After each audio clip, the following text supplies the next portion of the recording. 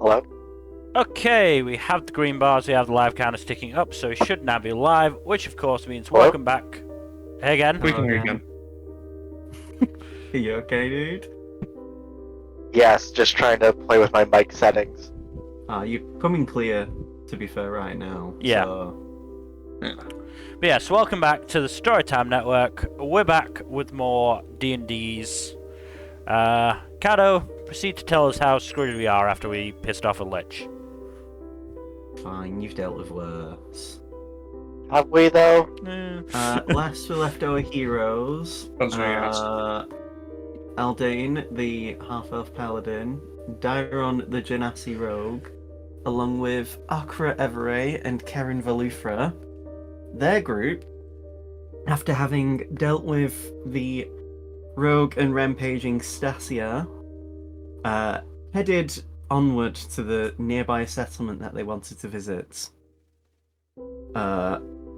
During that point, they were talking about some of what has happened to Stasia, given how Karen mentioned in the time that she's been here.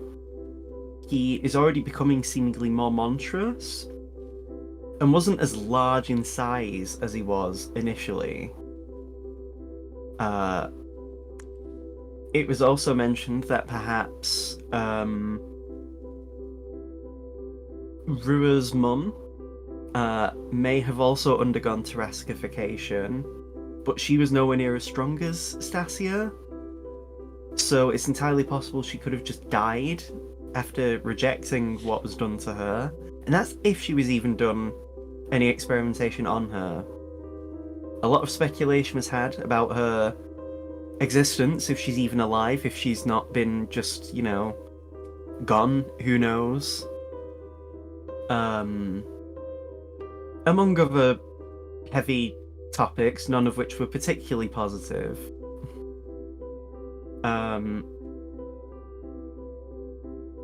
Meanwhile, with Felix the Genasi rogue, Seamus the half-elf paladin, half-elf bard,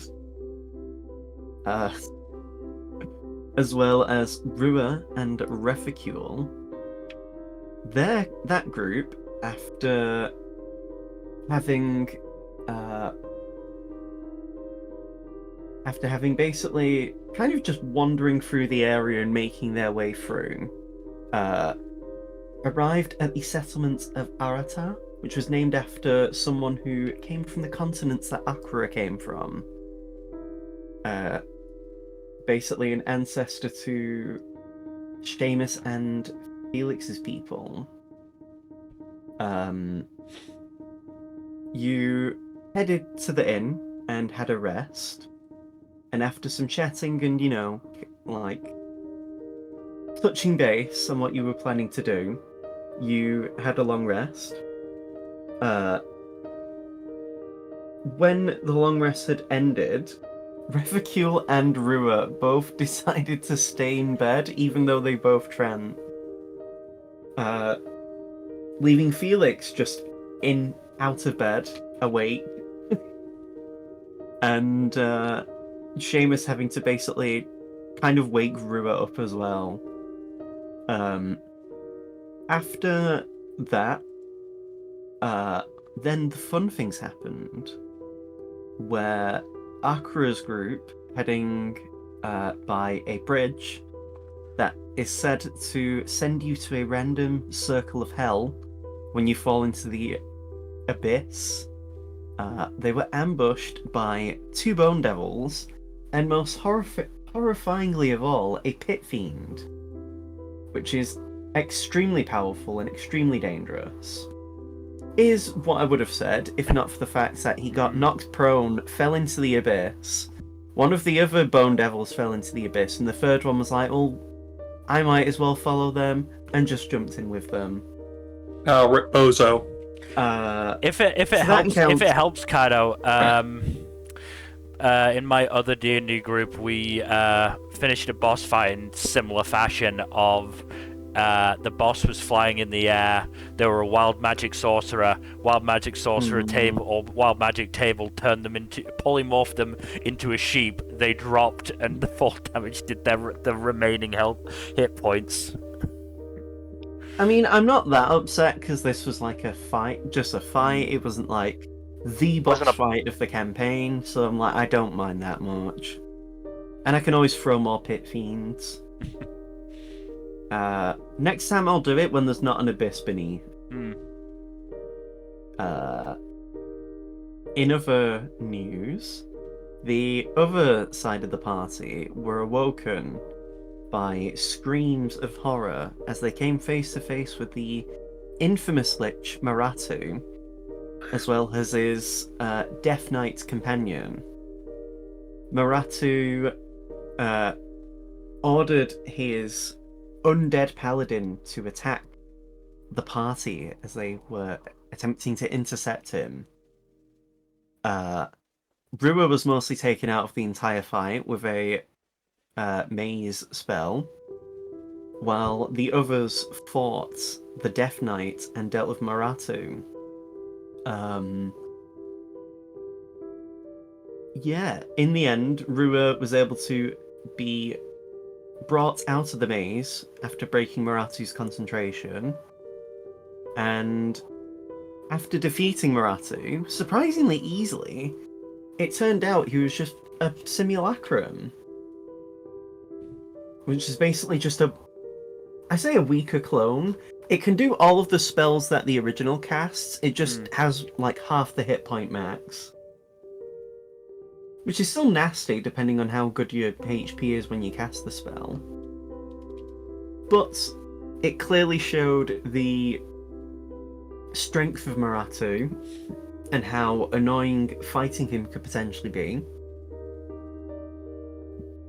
It was also discovered that both parties were basically going in the opposite direction of each other based on some sendings across the groups. At least we figured it out before we got too far. I believe the intent was to try and like meet in the middle. So what we'll do is I'll bring us to the bridge map, and we'll start with Dyron and Aldane's group. So, as Akra lands on the bridge, you can see he looks a bit disappointed. Honestly, I feel the same. I was Can't blame him. I've never done that with a pit fiend before. I'll have to try it again. Well, circumstances allow. I mean, I fought infinitely worse, but that's neither. We can talk about that another time. For now, though, we should. Well, it'd probably be best if we rested up at the settlement nearby, just so then we can, eventually touch base with the others. Sure, that would be ideal.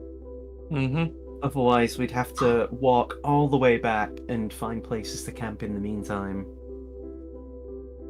And well, you saw how easily it was possible to get ambushed by fucking pit fiends and devils. I'm sure you're very popular here. I mean, I've definitely sent a number of people to here, and so has Karen. And hey, you guys have as well now. There's probably several humans and other groups that have ire towards you. If they haven't been to one of the hells or the heavens, but Akra just shrugs. Who knows? Well, that's not comforting at all. Karen basically takes point, walking ahead of her partner, and you head up north in the direction of the settlement.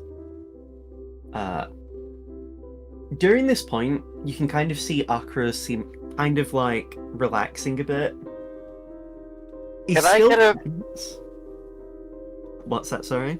Sorry, continue. Just when Go ahead. When we get a chance, I would like to get a read on Karen. You can do that right now if you like. Just to see how she's feeling about the whole situation. Yeah. Sure. So, I'm gonna say, in comparison to Akra, who's beginning to relax, you can kind of see Karen is definitely like more. What's the way to describe it? She's quite resolute. Clearly, having Akra with her and him, like the couple being reunited, and the knowledge that her grandson, who she's never met, is like around, and basically a big family reunion. It's definitely give her a sense of resolve. You can see just in the way how she's like, how her shoulders are, how she's walking, kind of the tone in her voice. You can definitely tell that she's got like the vibes of like a general who's very experienced. I mean, she is over 300 years old. But you can definitely like see in comparison, Akra is more willing to have his heart on his sleeve right now. Just because he has his partner to like. What's the way to describe it? He has her to keep him like steady. And she in turn is able to sort of be allowed to take point, if you get what I mean. Yeah, she doesn't have to, but she can. Yeah. And I mean, you can clearly tell she's like experienced wandering through these lands, just based on, like, she's not looking around unless something is actively like needing to be noticed. In many ways, she's been given a chance, like a sense of like, I have a purpose. Yeah. And so, as you are wandering through the land of the dead, excuse me, you cross the bridge, you're on the other side. In the distance, you can see like lights in the like, from what looks to be how would I describe it? There's basically a collection of mountains and hills in the distance, and from some of the lower hills, you see lights and some smoke. It's not as if it's being burnt to the ground. It just seems more like, lighting. Karen gestures over to it and just says, "That's where our destination is. I have a tab for an inn, and I'm sure they'll be willing to let you also have free rooms. You two will have to bunk together, though, if you don't mind that." She looked to the two of you. Honestly, at this point, that's fine. That shouldn't be an issue. Akra and I will be bunking together. And as she says that, you don't even need to do perception. She just, like, very tellingly is holding his hand as she says that.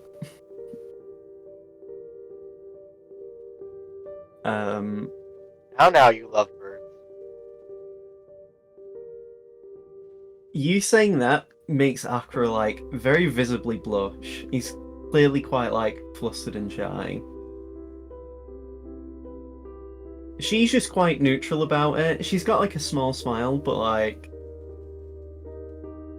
it's weird. You've never, like, how do I describe it? You've seen Akra be a very different range of emotions, but he's never been, like, you've never really seen him with regards to romance. Obviously, why? But, like, you can kind of clearly tell that he's, like, very much, even though obviously, his grandson's wherever, his son's a Taraskified monster, he's still, how would I describe it? He's still clearly not giving in. And it, you can clearly see the strength that they derive from each other.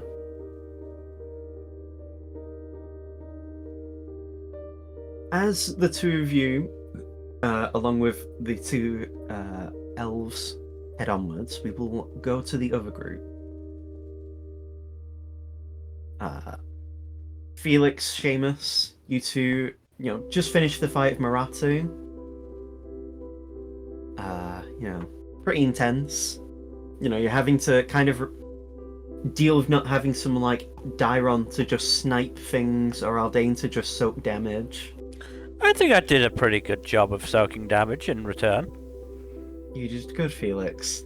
Rifficule says with a small smile. I mean, Seamus almost died, but he generally does that. Thankfully, it was only almost. Yes, indeed. A disintegrates would have taken something extremely powerful like a wish to revive him. And I don't think any of us have wish on hand, do we? Felix just sort of pats himself down. No, doesn't look like it. Anyway, we should probably rest up for a brief period before we decide to meet the others. I know a shortcut. If they're heading to where I think they're heading, yes, the routes that I know would be the best way to get us there. It's probably the same routes that Akra's group would be heading as well to meet us in the middle, so I hope you don't mind if I take points after we have a brief respite. No, you seem to know your way around here. I'd be a pretty terrible guide if I wasn't able to know where we would need to go. How's your bird, by the way? I can use energy to bring him back, but quite frankly, I appreciate the silence right now. Fair enough. During this point, you can roll for short rest HP. I don't think Aldane Darren, you didn't take any damage, did you? No. You also didn't use any resources, did you? No. Reficule's gonna take advantage of the short rest. Seamus, do you want to roll Song of Rest? Oh yeah, shit. Yeah, might as well. I think it's just a Bardic Inspiration roll, but let me double check.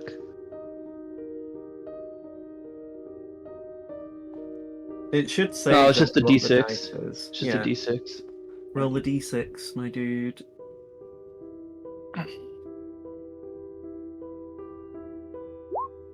4. Rua is 1 HP from max because of that. Same. Fuck it, why not? Reficule is Cool. at max HP. I'm at max. So, as the four of you head back in the inn, the tavern owner basically, thank you so much for helping us. The last time Maratu tried to come through here, we had to rely on Karen Valufra to help us. And it was only by sheer luck that she was in the area.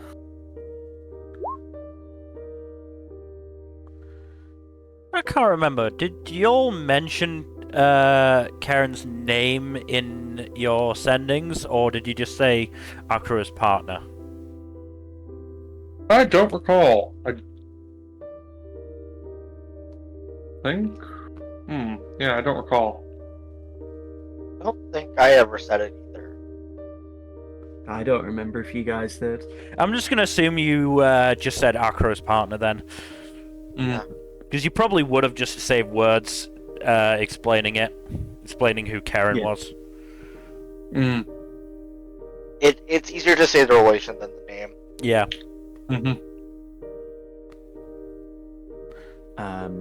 So, yeah, during the time that you get to rest, you're basically given like a free, like meal, not meal, sorry, because I'm used to you having food to need to eat food. Sorry, you are given each a. Let me check the exact kind of thing.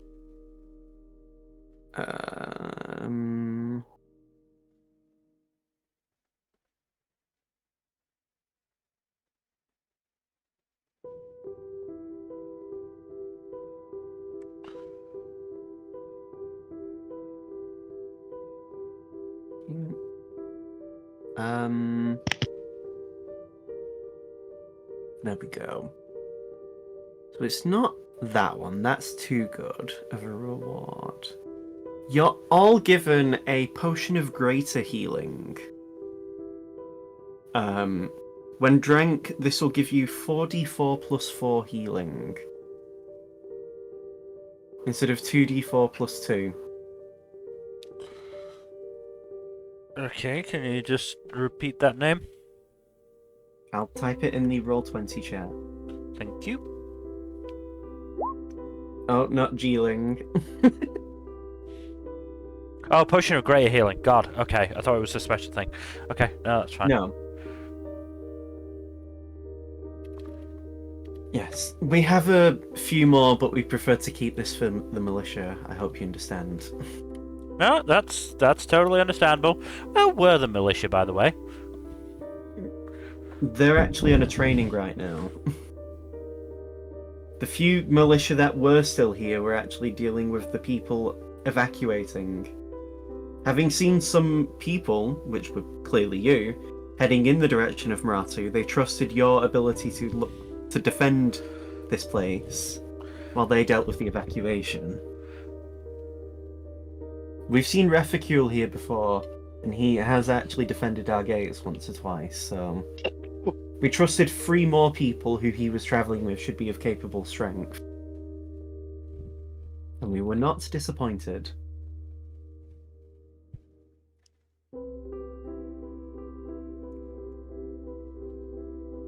Well, as long as we're here, you won't have anything to fear.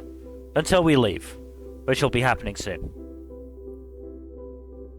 Hence why I gave you the healing potions.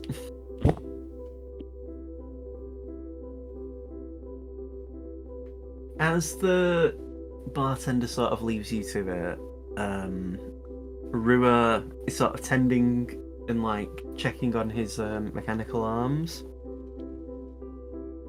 If we're planning on meeting the others in the middle, we should probably do some sort of signal, shouldn't we? As we get closer.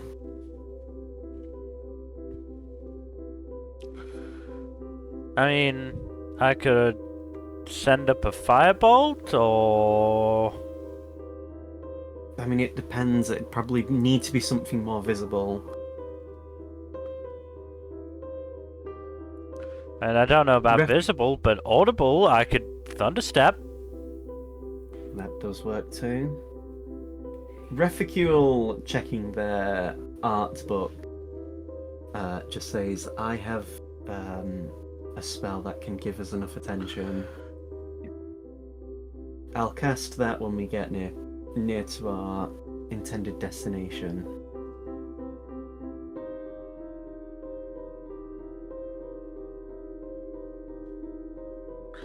Well, you haven't led us astray thus far. And you could all just gang up on me and kill me if you wanted to, so I don't intend to betray you at any point. I mean, you saw me when I summoned my Displacer Beast. I was coughing up blood when I did that alone. Just gonna quickly inside that I'm not planning to betray you. Oh, good, you're learning. Yeah, Not that well, but I'm just bad at it. He doesn't intend to betray you, Felix. Cut the Reficule mustache twirling in a mirror. Like you, he is also an elf. Therefore, you can trust him. You've not been led astray by your pointy-eared brethren so far. I feel like that's a lie. I feel like we could probably bring up an example, but not off the top of my head. I mean, Zaris is pointy-eared, but he's also fiendish, so it's like... He's a tiefling. I mean, tieflings, you know. Devil bloods, of course. I didn't say it. I did not say it. So, during this time, as you're sort of relaxing, eventually, you know, your short rest ends, and you head out. As you head out, before you, like, leave, the bartender does say to you, I'm just going to bring you back onto the world map. Yeah, that's fine. Excuse me. he basically informs you that to the north, in the direction you would be heading, there's a cemetery that has been having people skulking around that aren't really how to describe this. It's not the kind of people you should be skulking around a cemetery. The lookouts have said they've seen troops. They're not sure what kind of troops. They've only been able to see vague silhouettes, but they all seem to be wearing uniform equipment, except for one of them, who was very, very tall, significantly taller than the other troopers. Oh yes, that man. I mean, hey, if this was done by One Piece, we'd have like a black silhouette, and then another black silhouette ages later. That's not inaccurate.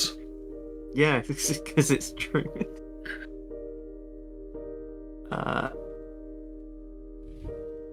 So, yeah, he basically tells you to keep, how do I describe it? To keep safe.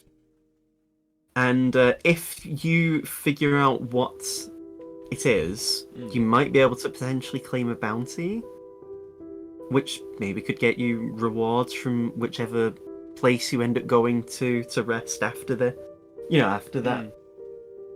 It's up to you. You will have to pass near it anyway, according to Refugule. So, it might behoove of you to investigate it at the very least.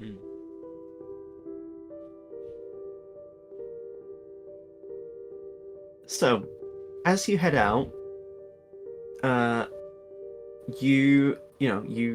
Refugule taking point, walking ahead of you guys. You see his gaze is kind of like firmly focused ahead. His gaze isn't really wandering around, as you guys might probably are.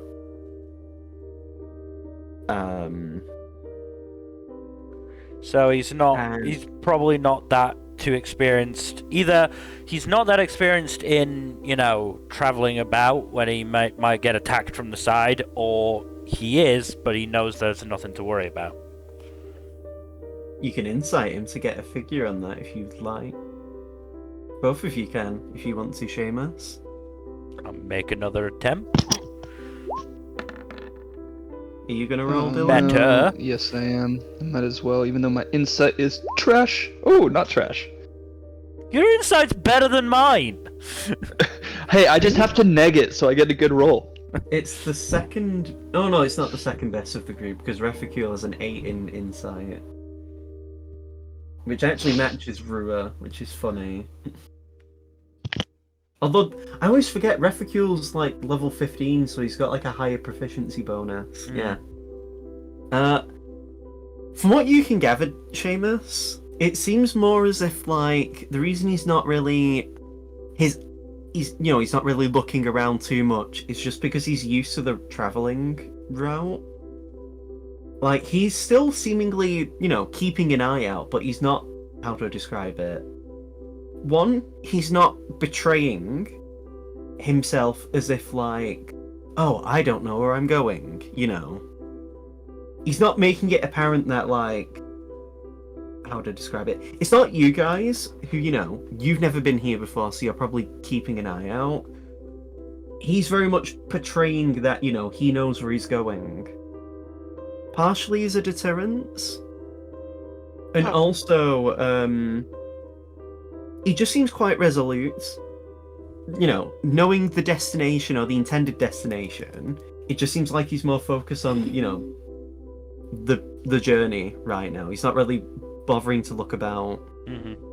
Journey before destination at all. So it's not really that he's inexperienced, it's more just he has no reason to look around, like, actively. Even without, like, his his familiar. He kind of also has you guys to rely on, so...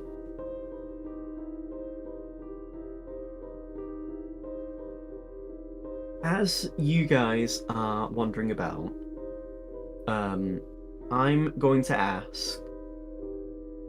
Jack and Dylan, can you both give me D100s? Sure. Alrighty.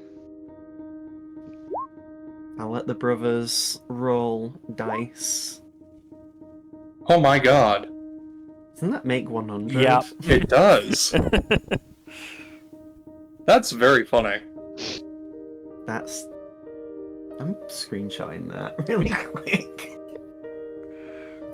That's a very neat coincidence, not gonna lie.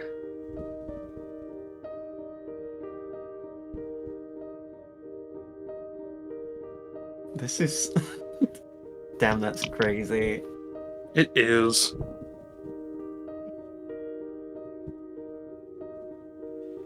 So, Al, Dane, and Dairon's group. As you're heading to the, how do I describe it? The settlements that you plan on that you're heading to. In the distance, you see what appears to be a river, to like the east. No, the west. Sorry. Karen gestures over and says, "There's actually a boat's house over there, and there's a small town. That's not the settlement I intend to take you guys to, but if you want, we can always stop in and, you know, get supplies or anything. They might also be able to give us a lay of the land and tell us if we've, you know, any information." That would be handy. Alright then. She leads you along.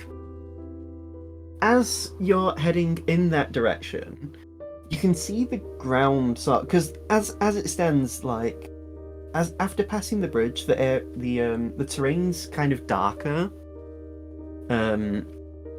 Partly because of the stones and the cragginess of the area that you are heading in, but also just like even the foliage and the nature, like the trees and some of the leaves and all that are just naturally like cooler colors, like more darker greens.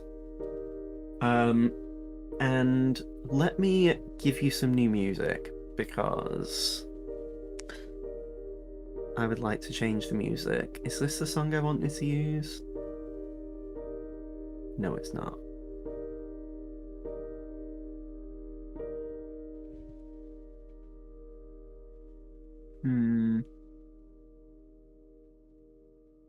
No, this isn't it either. Is this the one? Yes. Okay.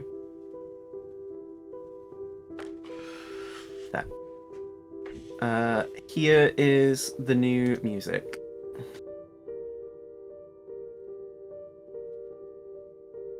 As you walk into the area, how do I describe it?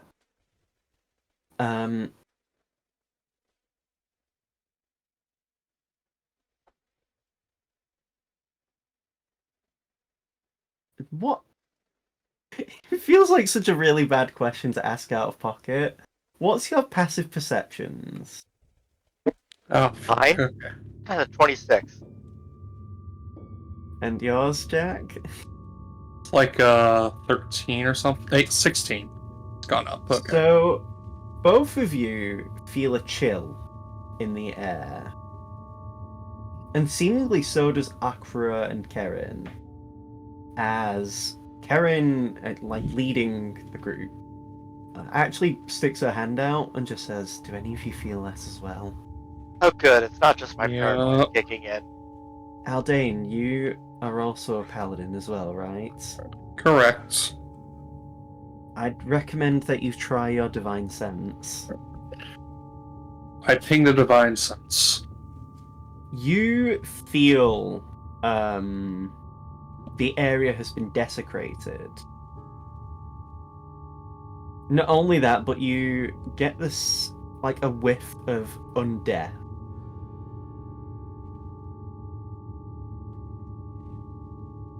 Ugh.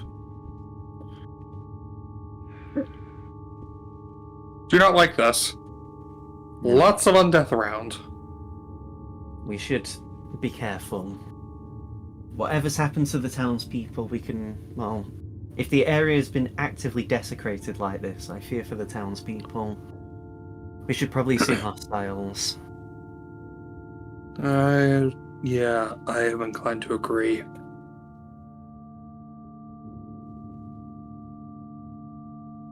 As you walk actually into the settlement, because so far you're only on the outskirts, what was your passive perception again, Dairon? 26. Okay. And Akra's is a 28. Okay. So, as you get closer, Akra this time holds out his hand and just says, and he lowers his voice into a whisper. Can you hear that? And you can, Dairon. If you would like to be able to hear this, Aldane, you'll need to give me a perception check.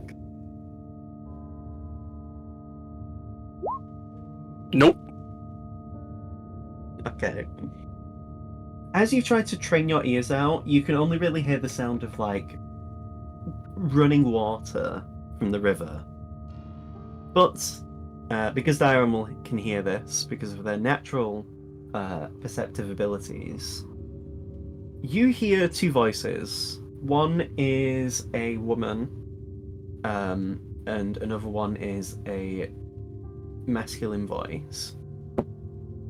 You hear the woman say, "So, if we deal with these people, you promise to bring us back from the dead, and we're allowed to go back to what we were doing?"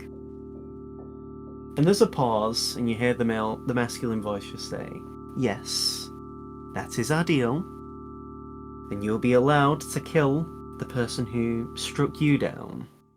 I will even assist you, if that would help sweeten the deal." And the woman chuckles, and she says, "That's no problem. Me and the rest of my coven should hopefully be able to handle ourselves, but I do appreciate the offer. I wouldn't want to interrupt you and your grand designs." And as they're talking, Akra, again saying in a whisper, says, "We should probably try to sneak in if it'd help to know who is talking." And Byron just kind of nods at at Akra. Akra then says to you, Aldane, and of course his partner, "Given your heavy armor, you both should stay behind. For now, anyway. We'll make a noise if we get spotted, okay?" Understood. So, Dairon, give me a stealth check. Akra does say to you, though, if you expose yourself, he's actually ditching you. That's He fair. he won't leave you to die, but like, No, you no, know. I know. So, as you sneak in, I'm going to bring you onto the map. I've only got Karen and Aldane on it for the sake of tracking if initiative does start. But for the sake of it, you, Aldane, and Karen would be off the map. Do you see your map? The map you're on? Yes. So as you wander into this desecrated village, in the distance you can see a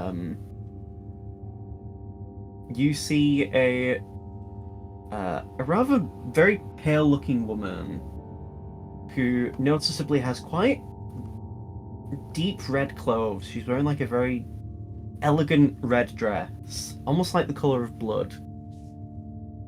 And she seems to be talking to a how do I describe it? This very like decrepit looking elf. He looks almost undead himself. And Akra whispers to you and says, oh, he doesn't burp like I was just doing then. Monster Munch repeating on me. He says, from what I can tell, obviously based on the context of what they were saying, she must be subservient to him. But At the very least, at the very least, in a deal.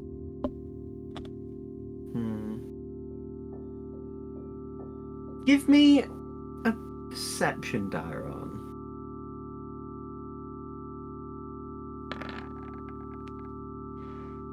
The woman looks very familiar to you. Do I know who this is? I had a feeling I did. So, she looks like someone you know, but it's not the same person. Do they look like a red-headed woman? If it's who you're thinking of, they aren't actually red-haired. You know who I meant, though. Scarlet? Yes. Yeah, she has vibes of her, though. This woman doesn't look like a sibling to Scarlet. But there's still a resemblance of some sort. And Akra looks to you and says, what, do you recognize one of the two? The woman, she reminds me of the woman who helped broker the betrayal of Centralis. Oh. He narrows his eyes and does a perception himself.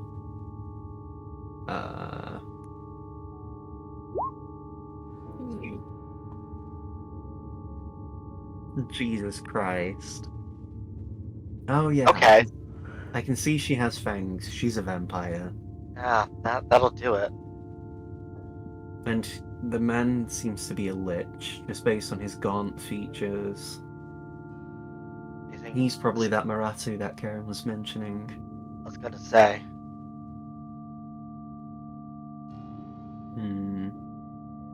Well, if you have to deal with vampires, I'm honestly not worried. I mean, vampires are very strong. They are very dangerous. I mean, heck, a single vampire could probably give you and Daldane together a run for your money.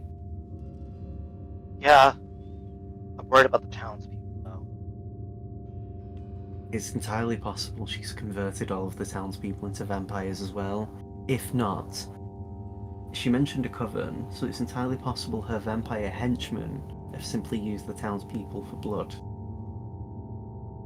Let's hope it's that and not the other. Yeah.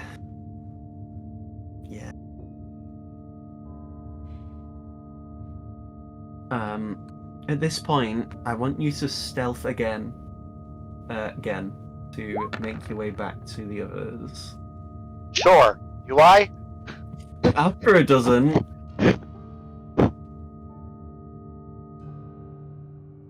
You just watch as, like... how do I describe it? As he's, like, stealthing, you just watch, like, trip forward, blend, as if he's ready to do push-ups, push himself back up, but the noise of it, you glance over, and you see the two people talking by the water-surrounded, like, this little island in the map with the large tree. They both glance your way, and he just... I'm going. Fuck, and I was the one who said I'd ditch you, as you're like... as you run off to the others. As this happens, you just hear the woman just scream out, "We have intruders!" And at this point... How long how long does it take for me to get back? Are you dashing? Yes. You make it back pretty quickly. It'd only take like, how do I describe it? It'd only take like one turn. Vampires. Scarlet's kin. So, Shit. oh, okay. As you say that, Karen draws her greatsword and just follows you, Bo. At this point, we're actually going to take a pause on things as the other group, Felix and Seamus, as you're wandering through the land of the dead, you know, you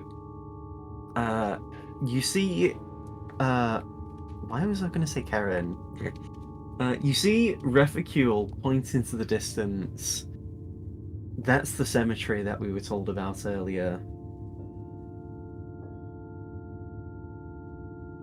If people are skulking, we should probably keep an eye out. So we can. There's nothing wrong at least checking to see what's in there, so we don't get blindsided. Yeah, we should probably keep an eye and an ear out for skulkers. Felix and Seamus, what is your passive perceptions? 14. Seamus? I believe mine is 24. Okay. So, you and Rua hear the sounds of fighting in the distance as you're approaching the cemetery. It sounds like inhuman screeching and like noises versus what sounds like a rather deep commanding voice saying, "Do not give ground to this beast. We must survive as best as we can so our master can return." And Brewer just looks to you, Seamus, and says, "Oh, it sounds like a conflict. Maybe we can pick off the weaker side afterwards." I mean, I guess? Or is there any way to avoid it? We can at least check to see what the fighting is, can't we? Yeah, definitely. Sure. We probably should. There's nothing saying that we can't just fuck off if we don't like what we see. And hey, we So- don't have Aldane here to mess it So- up when we stealth. True. As Aldane sneezes. roll stealth, that's Akra's roll, not Rua's. Also fucking that one on the other side. Jesus Christ, man. Oh my god, Rua didn't do very I'm well going either. to cast Pass Without Trace. Oh, good. Reficule got a 16. Rua got a 22 then. Oh shit, do I have to roll stealth too? Yes. Yes. Shit. Damn it. I'm really glad I cast Pass Without Trace. As you sneak in, I'm gonna bring you onto the map. Okay.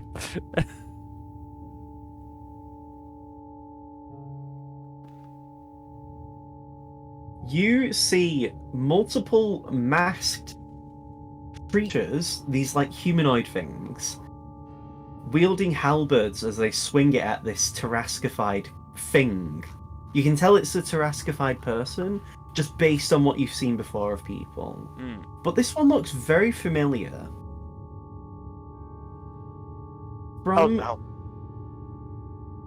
You see multiple like destroyed and smashed headstones, and at the back of the group you see a very tall looking fiend with like noticeably pronounced like horn-like tusks on his face, while he's also wielding a crossbow in hand. He's very much taller than the others. While these like henchmen are like 4 to 5 feet, this fellow's like 8 to 7 foot tall. And you're just seeing like these like henchmen are just being like kicked the shit out of by this Tarascified person. At this point, Rua, all of you can actually do an intelligence check as you seemingly recognize this person. Rua noticeably gets advantage for reasons. Needed it.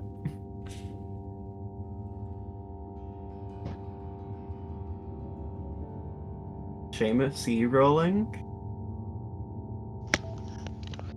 I guess so. Don't sound so fucking disappointed. I'm rolling like shit today. I'm not confident in this at all. I'm hoping you forget about me so I don't drag down the rest of the group. No, I won't forget. I'll make sure you feel included. Rua just bolts it.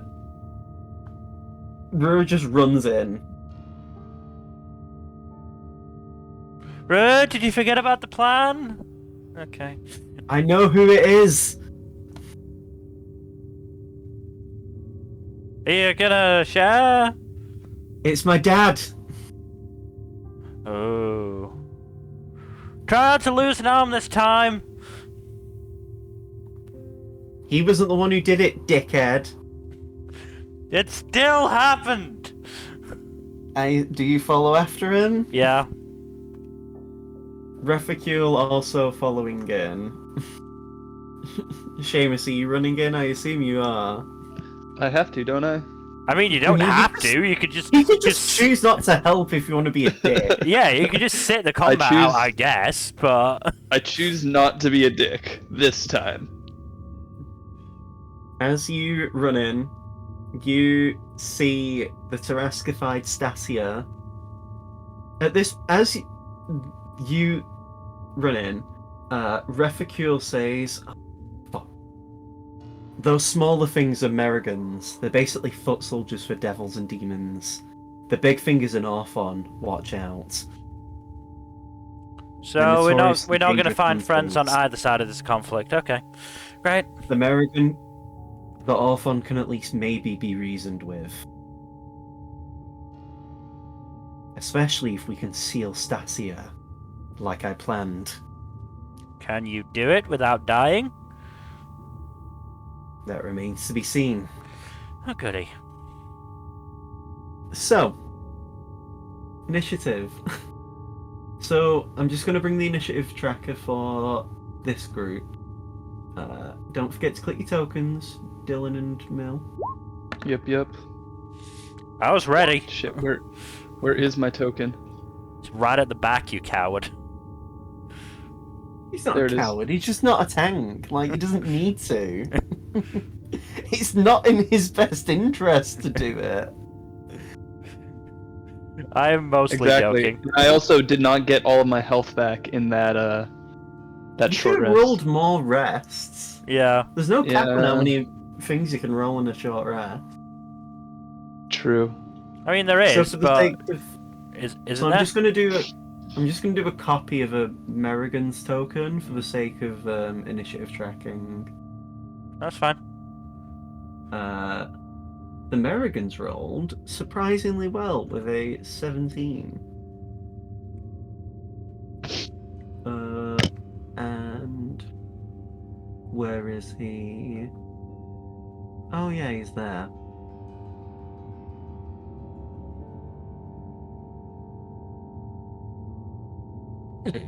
Oh my god. He Wow. actually matched with you because of his thing. What's So- its dex like? Why is the thing named that? Why is the token got like a fucked up name? Give me a D20 mil, just a flat D20.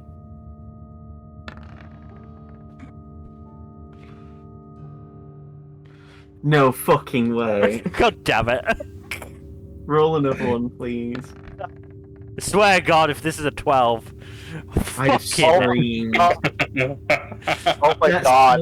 That's That would've been still so too funny. close. I like it. On the subject of dice, by the way, again, I bought those Dreadwolf dice. Good, I'm glad. Fucking hell. Yeah. Like, no, not you. I mean, I just know, this- I know. I'm also going fucking hell. Why is the token got like a? Do you see the name for the Sasia token? No?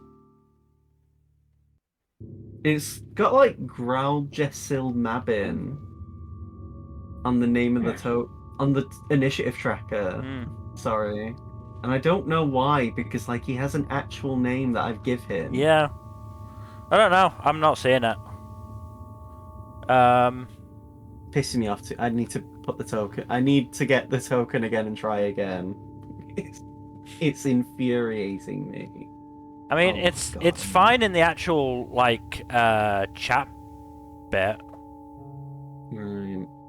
Okay. Anyway. Meanwhile, okay, now Roll20's deciding to not open up the thing. I fucking love this virtual tabletop. No, oh, it's done it. Okay. Meanwhile, if I drag the other thing over to there, when combat starts for you, Dairon and Aldane, you see who presumably is Maratu, as you see Karen yelling out, "That's Maratu!" He teleports away.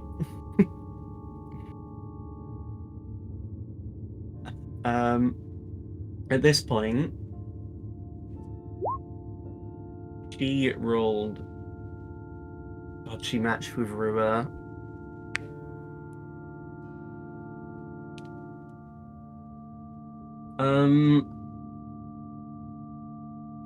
She matched with Rua and Seamus. That's very funny. Mill, give me another. Hell yeah. You roll the d20 for the for the Fucking hell. vampire. The vampire's ahead of Rua. I'm not seeing me on the map. Top right. I'm also. Wow, Alright, there we you're in middle right, and yeah, you're all bunched up. I'm not seeing the others in turn. Where? That's fine. I've got the full turn order. Honestly, I not know- terrible. I was Honestly, apparently very if you ready. guys, not to interrupt you, but if you guys can't see it, that's fine. It just means it's less clog for you. Like, what's this? Stupid. That's what it is. Okay, so, let me do this again. There we are.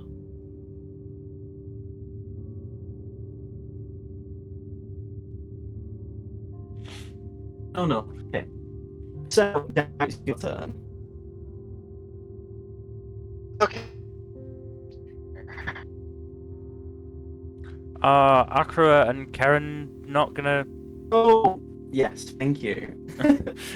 Before I- anything. I thought they were just gonna sit the fight out and go, "Okay, Darren Aldane, you got this fight." What the fuck is going on?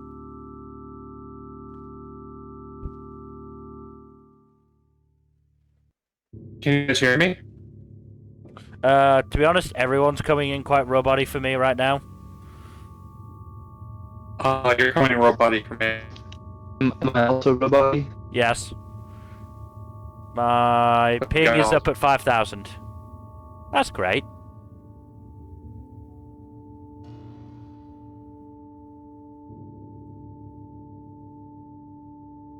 There we go. Now I'm back. Can you hear me? Yes. You were Okay. You were all robotic. My ping is Okay. down back into double digits rather than 4 digits. Yeah, that was really bad. Anyway. Yes, thank you for reminding me, Mel. No worries.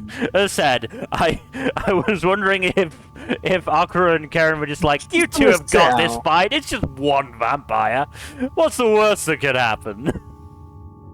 Everything. God, no one's got no more characters that have conflicting fucking initiatives. So, as I was saying, Dairon, it's your turn.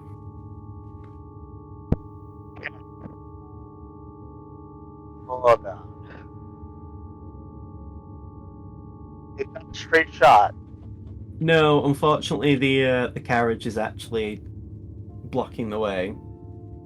You can stand anywhere, like here, You'd only need to at most be about 10 feet further to have a clear shot. Yes, but I would also get disadvantage based on the range of the crossbow. True. It's 83-20. Very true. You make a good point.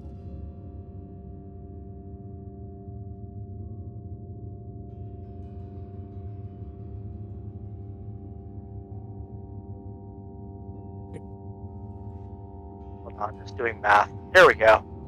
That was. Oh, I'm you gonna- have mobile. You have mobile. I was like, why 35? You shouldn't have longer range, but then I was like, oh no, ignore me. No, I don't have mobile. I'm a Ganassi. Air Ganassi have 5. I forgot they have that now. So do I. You basically an honorary wood elf. Honestly, I'm not mad about it.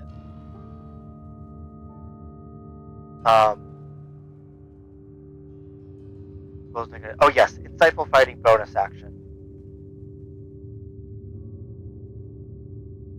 Hello? Okay. 31. How duplicitous is this vampire? Potentially very, because they're a vampire. Where's the dice roller? This is here. Here we go. Turns out vampires don't actually have a bonus to deception. Huh. So she's physically incapable of beating you. Like, I'm not making the roll because there's just no point. She can't match that number. Oh, I'm just gonna fire the crossbow and see what happens. Let me tag on the. Yeah, make your roll. I'm just doing this. 16. I'm assuming that doesn't hit. It does. It does. Yeah. 36. Wait, damn it. Christ. You see, she actually doesn't like. She seems very confident in her ability to take that hit, and then she like gets shot through the fucking neck.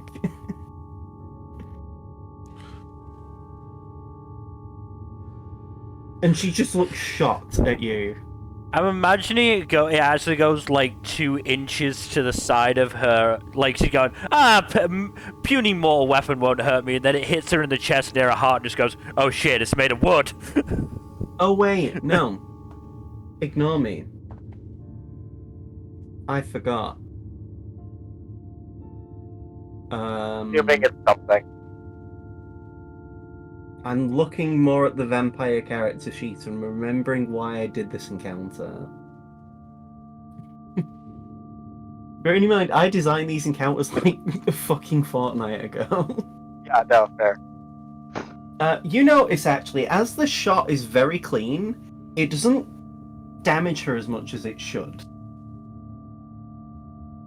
And then Akra's like, oh yeah, vampires are resistant to non-magical weapons.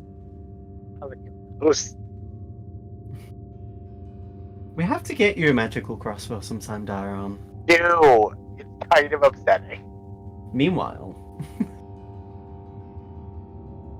Felix, there is a melee à trois between you, the Orphans gang, and the corrupted Stasia. What do you do?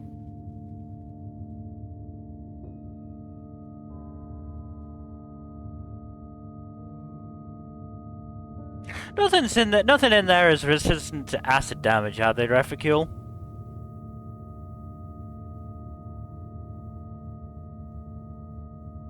No, they're only immune to fire and poison. Cool, vitriolic's fair.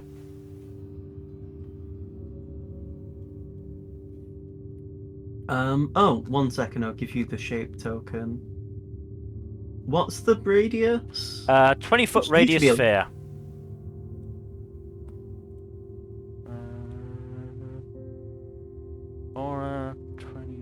You should be able to move that yourself, Yeah, I I can. think. Yeah. Yeah, that catches everybody. Okay. So, everyone needs to make a dex saving throw. DC 18. No. Not Yeah, Dex you. save. Even you, Seamus. Rua just throws you into it. Yeah. Stasia passed, and because he has evasion, he just doesn't. He just no-sells the damage. Fair enough.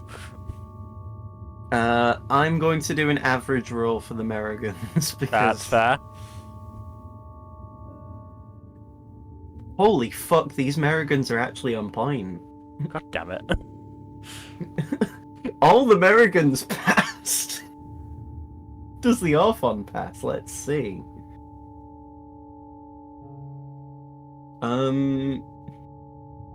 Okay, the Orphon is the only creature that does not pass the check. But to be fair, the Merrigans still take damage. It's just Stacy is the only one that no-sold it. Yeah. So roll that damage. So 33. half of 33 for the Merrigans. And then the Orthon takes full 33 and then 11 at the end of its next turn. So all the Merrigans take 16 damage. Mm-hmm.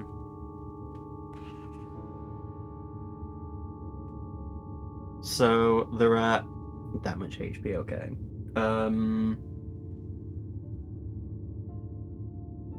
And the Orphon takes the full 33, which means he is at minus. That's the Orphon's just like, what the fuck? Who are you fuckers? Pay no attention to the quartet behind the tombstones. You just fucking blasted us! I'm gonna give Painter's Inspiration to Rua, Okay. and then I'm gonna go wander off in this direction. 5, 10, 15, 20, 25, He like just leaves. 30. He just goes backwards off the map. Hey, I said pay no attention. Fucking dick.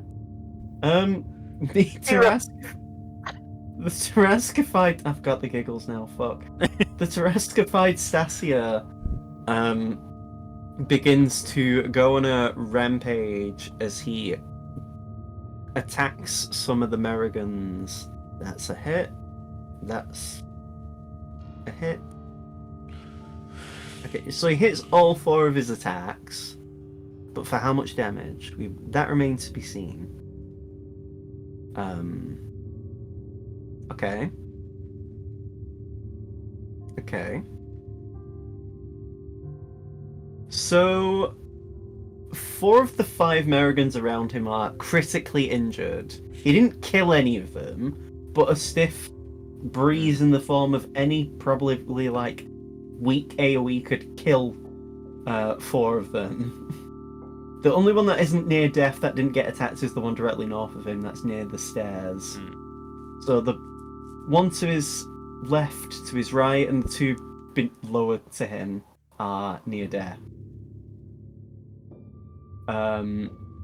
At this point, Rua will rush in with his Ravager arm. I have so many fucking like windows open. 55 movement. That was. Can that get him in? It's not Rua's turn yet, is it? Rua No, got a it's 12. It's Akra. Because Yeah. this is the problem with me giving them Akra and Rua. It was my own fault, but it's fine. So, Akra just like. So before Akra's turn gets to start, Dairon, you begin to Yes? hear footsteps as this fellow approaches and walks out onto the porch. off the porch, sorry, at you. You darn kids, get off my porch! This vampire also walks out and menaces in your direction.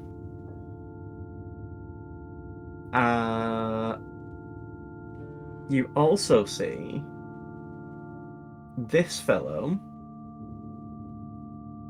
and he will dash, actually. Wait, what is their movement? Because that would help. Okay, no, 30 feet. They get an extra this much. Well, this one gets that much in speed. And there's also this fellow from the same house as the one right near Dairon. And they also dash.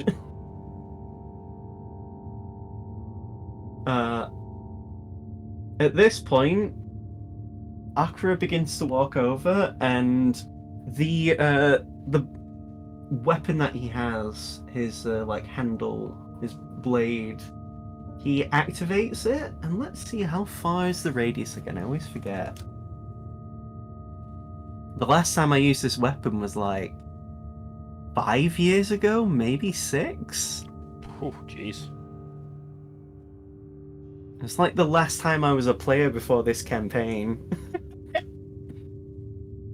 15-foot radius and an additional 15 feet outwards. Oh, I have to do 2 separate radii. Is that the plural for radiuses? Radii. I'm a gamer. I didn't even know. I just guessed. So 15, and then we'll do 30. Okay. So as Akra just walks in, you just hear like hisses of pain come from the vampire spawn. As Akra takes his sword, and you watch him as he's using this weapon. Actually, I've just realised something before I even continue. One moment. Sorry about this.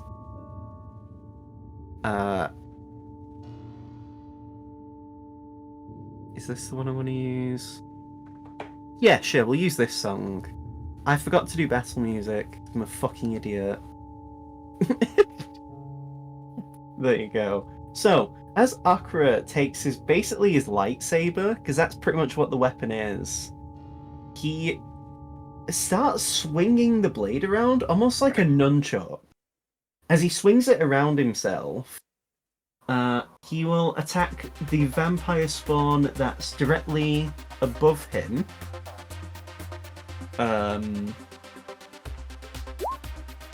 For 21, that hits. For 15 radiant damage. Which reminds me, actually, because I'm a fucking idiot. Okay, the vampires are only attacking after the next turn, though. Like, after their thing loops again, so whatever. But they take that.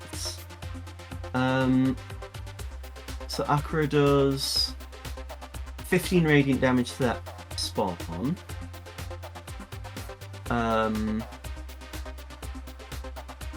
He will then attack it again. That hits, right? Yes, it does. Okay, for another 15 radiant damage. Akra then goes again. You know what? He's going to use his inspiration to crit. That was shit, though. So...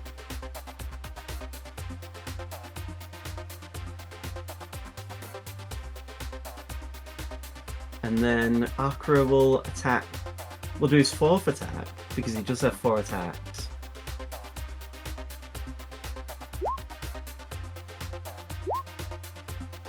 he just kills that vampire. He basically atomizes it. He, like, stabs it. He basically stakes it through the heart with his lightsaber, and it just turns to ash. And then at that point, he will move around, taking an attack of opportunity, but let me just check. This vampire has disadvantage on its attack roll because the light from the sunblade is considered sunlight, and misses. And then Akra will move around, and he will do Flurry of Blows. 1. Okay. And 2. Okay. So he does 2 really rapidly fast groin kicks on this vampire between him and Dairon, and the vampire is just screeching in pain as an Akra moves in and just stands here to basically be a deterrent for the other oncoming vampire. And to prevent flank. Well, not completely, but, you know.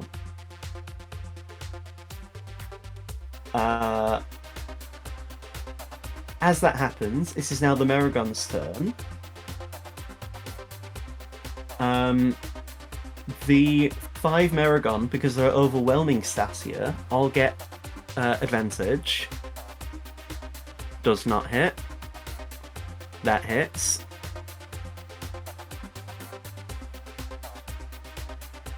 Oh no, wait, they get 3 attacks. This is still 1 Meragon, so one of them's hit. That one hits. Okay. Okay. Okay, so that's 4 attacks so far. 1. Yep. Okay, 5 attacks. Okay, and then still 5 attacks. That's 6. 7. Okay, so Stasia is hit by 7 attacks from the surrounding Meragons. For how much damage?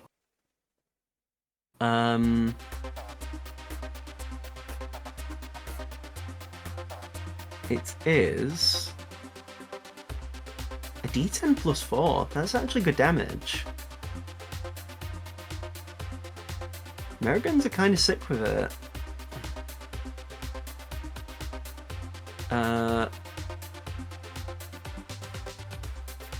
So Stasia takes 41 slashing damage.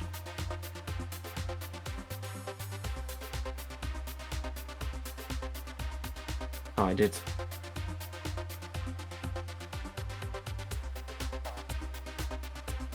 There we go.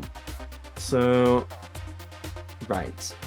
And then, because the Meragons aren't all done, because there's still 3 more,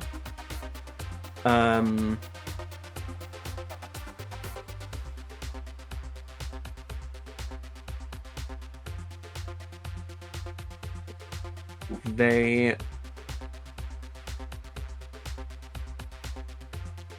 Okay, so now they get to... So now the other 3 get to do a crossbow attack. Let's see if these hit. That's... None of them hit. Okay. Good for them. Oh, wow. That's... their turn. Now it's Karen's turn. What will she do?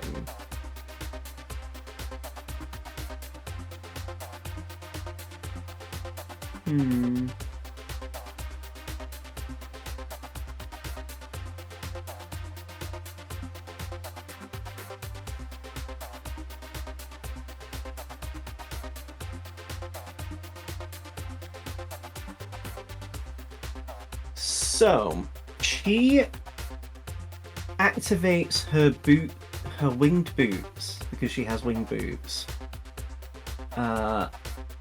These give her a fly speed equal to her walking speed. So she gets 30 excuse me, 30 feet of flight. She's just gonna land over by her partner and attack the vampire with flank. That hits. 12 damage, that's good damage. She will then attack again. Okay. Critting.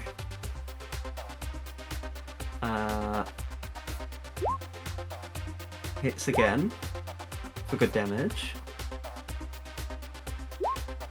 And she hits again for also good damage. So this one is also dead. This one is also the initiative tracker. So I'm just throwing him in the corner for now. But he's also been turned to ash. So, now it's the Orphon's turn. So, at this point, the Orphon actually looks to your direction and says, "If you promise not to attack us again, we will focus on defeating him. And we will leave you after the fight." I'm gonna inside that if I'm allowed to. Go for it. All of you can if you would like. Rua and Refacule will as well.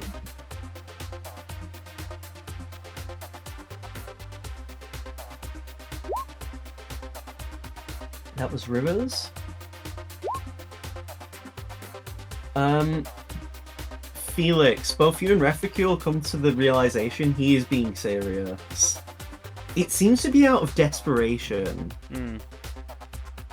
From what you can tell as you glance around, there's several more halberds that have just been left on the ground, and the masks from other Merigons.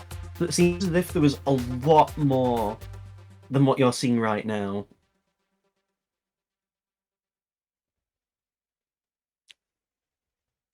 I turn and look at Rua. He's being truthful, but it's up to you.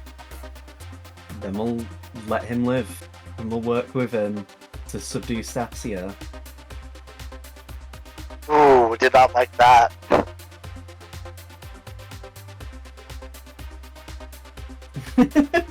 This can only go well. The Merigon activates. I say activates. He uses his crossbow. So the Merigon will fire a shot of his crossbow plus that much.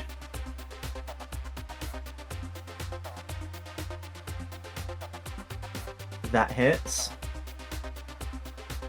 So now Stasia will take. Jesus Christ, that's a lot. 2d6 plus 6. And 4d10 force damage. Holy shit.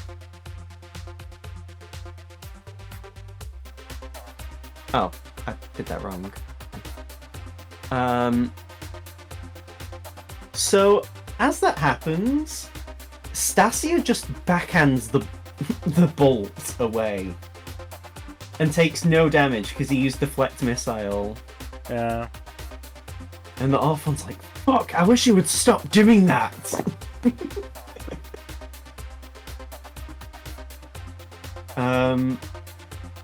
At this point, can he...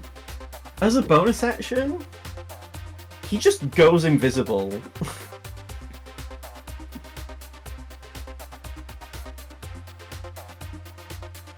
Aldane. Oh boy, it's finally my turn, huh?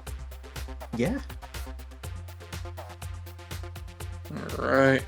Let's see how far I can move. Of course. Alright. And Shield of Faith. On yourself? Yep. Fair Oh, enough. and I'm a Spear this fella right here. No problem. Make your rolls. Actually, you'll only be able to make one because of your bonus action. Well, I can still use 2 actions for attacking, can't I? Yeah, but you'd have to throw a different weapon other than that spear. Well, I have multiple javelins, so. Yeah, no problem. Ooh, nice. Ooh. Not gonna complain about that. Too bad I can't attach smite to it. 8 plus 3. 11. Yep. Are you doing another attack? I assume you are. Yep. Does that- 15 hit? Yes, it does. Kill. Another 8 damage. So, similar to Dairon's crossbow bolt, the javelins are hitting, but they're not doing as much damage as you would like them to. Well, that's irritating. It's fine, Aldane. They can regenerate, but not in this light. Good to know. The vampire. Oh my god, I forgot vampires have so much shit. I suffer for the craft.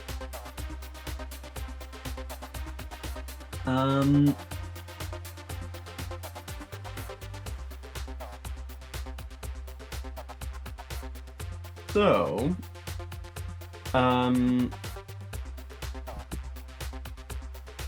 let's see.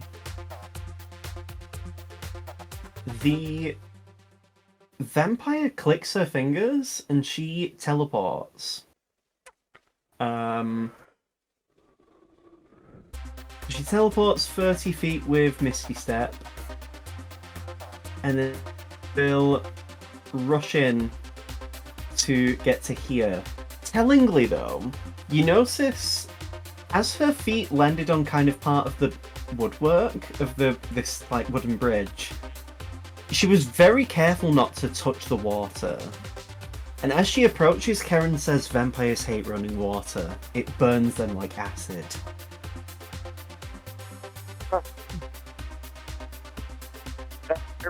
I thought that was just fiction.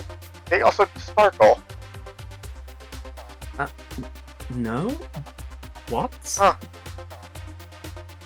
Oh well. Meanwhile, Rua's turn. As Rua this time now has his turn, because I mucked up earlier and got my things wrong, he will move in and with the assistance of the Merigons has advantage on his attack.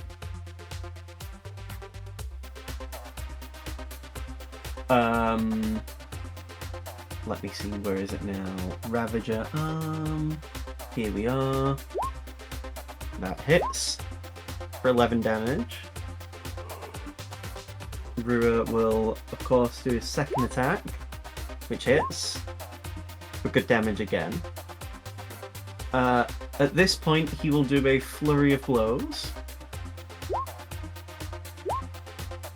Okay. And... thank God. Yep, hitting every single attack. As Stasia begins to cry out in pain in an almost bestial noise. Seamus. Finally.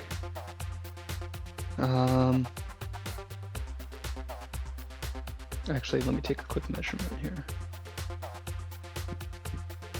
Are you gonna hit the Merigon? Why wouldn't I? Because we They're said we were ally. working with them. Were you I know, I'm paying talking- attention? Only half. The big guy though, right? He's the one that we're going for. That's what Yeah. I'm looking Yeah. at. Yeah, that's what I'm trying to see if I can aim around. Oh, right. these guys. Okay. You can Is hit that- him anyway. Okay. Yeah, you'd have clean line. You'd have clean line of sight. If you are working with the Merigons, you can just fire through them without like. Okay, good. Does a Unfortunately, that doesn't 14. hit. Is that it? That hits. Yay! Actually, I forgot. You don't have agonizing blast anymore. Oh, do Don't I? you? I think I do. Wasn't that part of the That was part of Crackle pace. yeah, Oh. indignation. So you no longer have that ability anymore.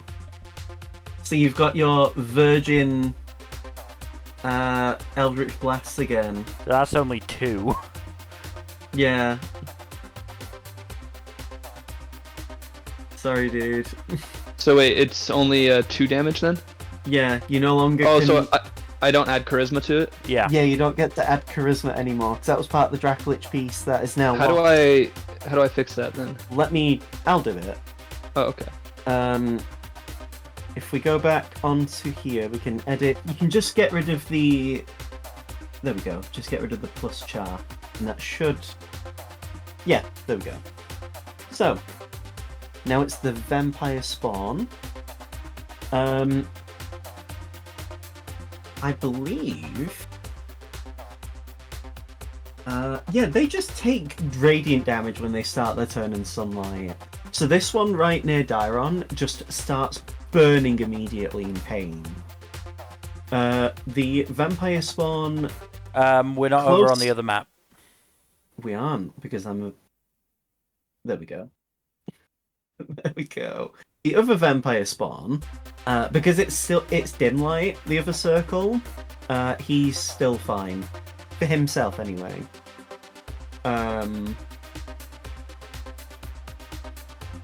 So the vampire spawn goes to bite at Dairon, but it does have disadvantage. So yeah.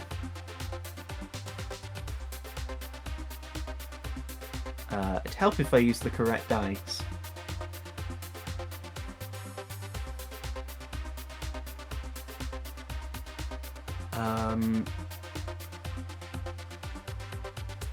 That's a natural 10. I assume your AC is above 10, Dairon. Yes, an 18, I think. Okay. He then will make a claw at you. That misses as well.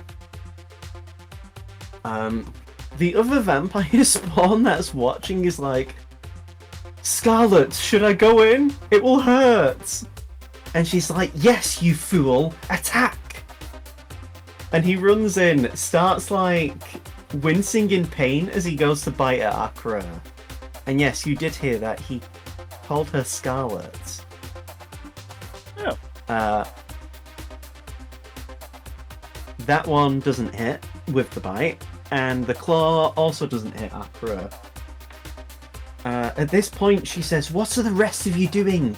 Get out of here now!" And she calls out to more vampire spawn.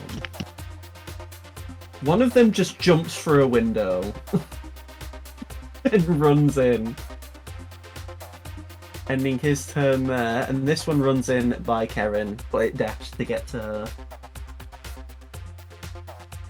her. Reficule's turn. As I bring us over to the other map. I'm not going to make that same mistake again. As this happens, Reficule does say, "We can't afford to kill him for what I need to do."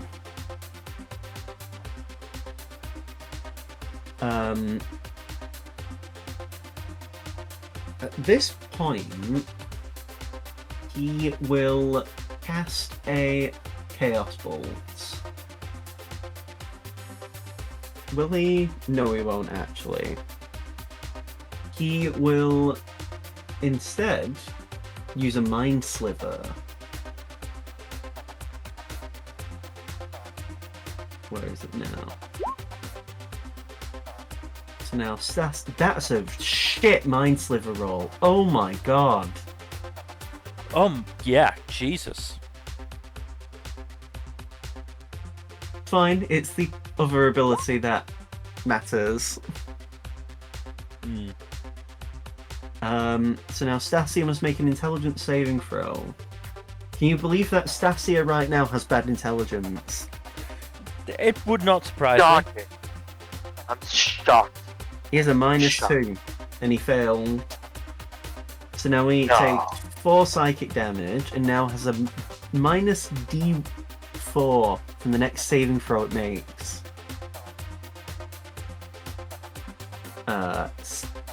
Reficule moves closer, but doesn't go much further. And At this point, it's Dairon's turn as I bring you back to this other map.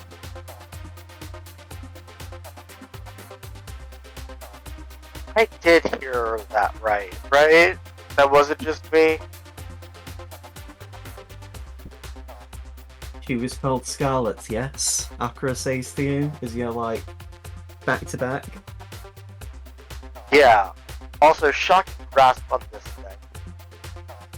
You don't have advantage because they aren't wearing metal. But I do get You can attack aim. on it. Yep. Have a stretch. Yeah, you know what? I will aim. Fuck it.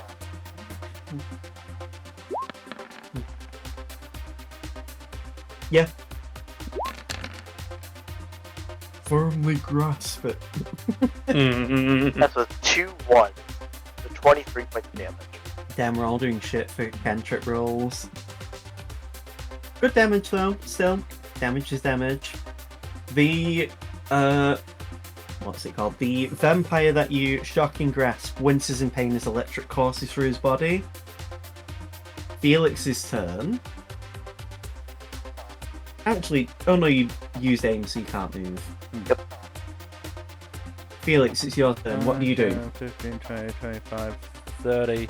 How is Stasia looking right now? Still pretty healthy. Okay then. Toll the Dead.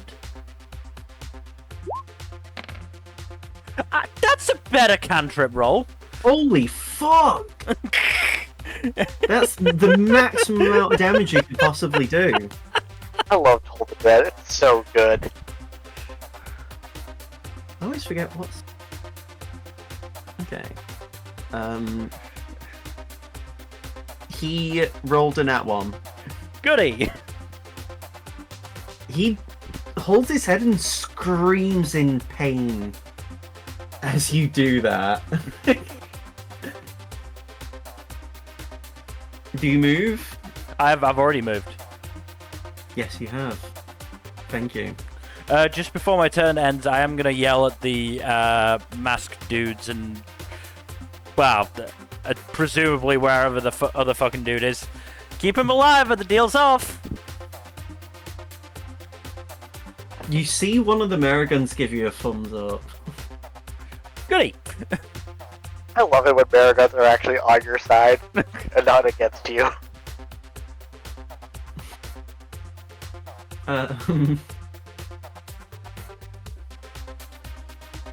Which is the thing? Where's the ability?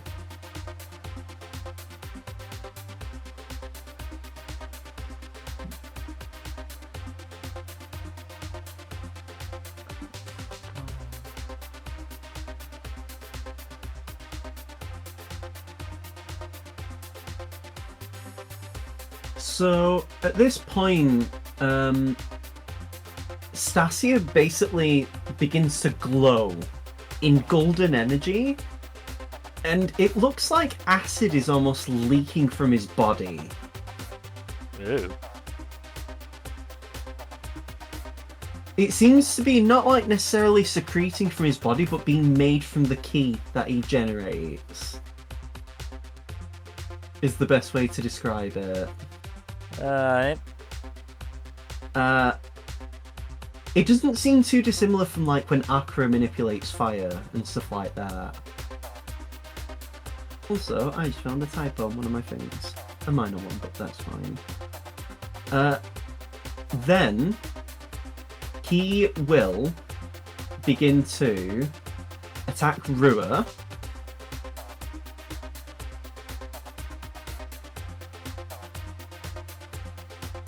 Crits him for, oh gosh, 24 damage. Noticeably though, when Rua gets hit, his arm doesn't explode as he takes damage.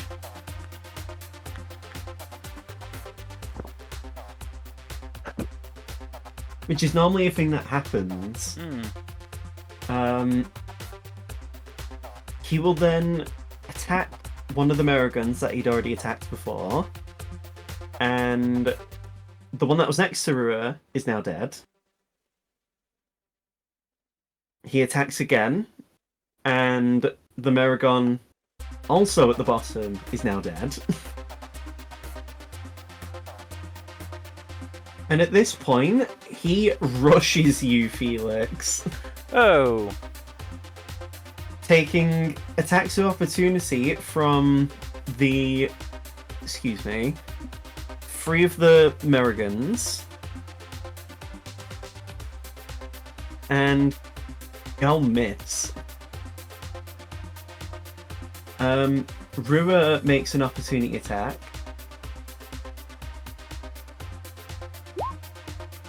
And connects with only 6 damage. And at this point, Stasia goes to attack you, Felix. Mm-hmm. That's a crit. Okay.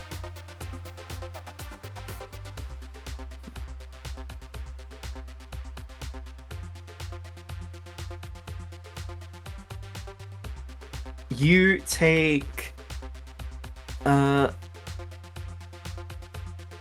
can't read. You take 15 slashing damage. Okay. No, you take 15 acid damage. Right. And actually, I think there's more to the ability. Let me just check.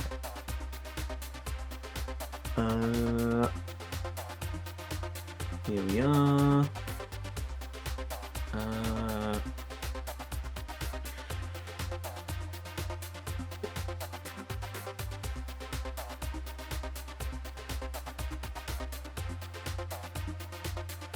We damage a creature with that. Energy clings to the target. Okay, so from your wound, you begin to see like the golden acid that Stasia is making clings to your wound. So at the start of each of your turns, you'll start taking damage. Right. Based on one of his attack dice. At the end of your turn, you... Oh no, wait, no. That's not it. That's a different ability. Okay, no, ignore me then. Completely different ability. So yeah, there's no clinging of wounds. By the But way, you did I'm gonna take that down to 5 damage with my Chroma's gift. Understandable. Akra, now. Also, He- 15 was remarkably low for a crit. Yeah. I was expecting so much more. Akra's gonna do a Steel Wind Strike. He finally gets to do it.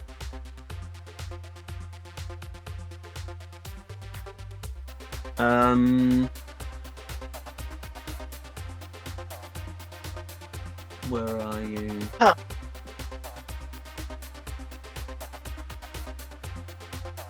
30 feet? Let me just check something. Yes, yes, yes. Can he move down? Absolutely. Because he doesn't give a fuck about opportunity attacks. So he takes an opportunity attack. The vampire misses completely. Can you believe it? So now Akra will do a Steel Wind Strike. Let's see how shiesty this damage is. So that's going to hit the vampire spawn at the very top, nearest to Aldane and Dairon. 38 damage. To me? No, to the vampire spawn near you. Okay. He will then do this next one to the vampire spawn next to Karen. Hits. That was fucking dog shit. Then he will do the vampire spawn near him and Dairon. 30 force damage. He'll then do the furthest vampire spawn. 34 damage. And then he will attack the vampire that seems to be called Scarlet. And that hits. For 41 force damage. Holy fuck. Jesus.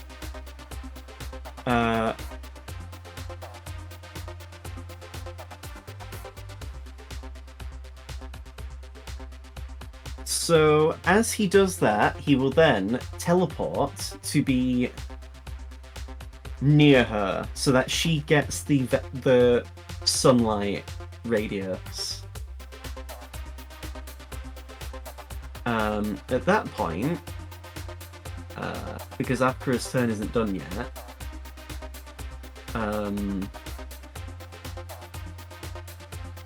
actually no, he won't. He'll only just teleport there, and there's a reason why.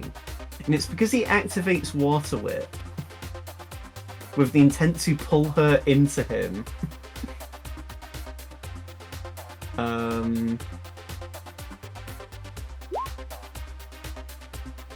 Max damage on the Water Whip dice as well. What was her deck save?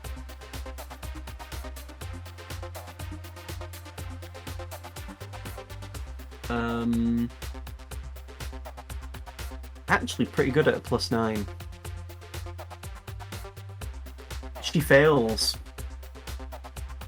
And so she uses a legendary resistance to succeed.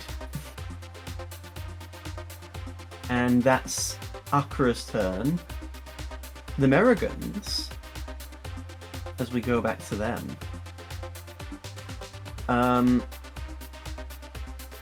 The Merigans will move over. The ones at the top anyway will move in and basically shoot at Stasia. One will make a shot. Let me just open the sheet actually, because I need to check the Merigans' rolls. Okay, plus that much to hit.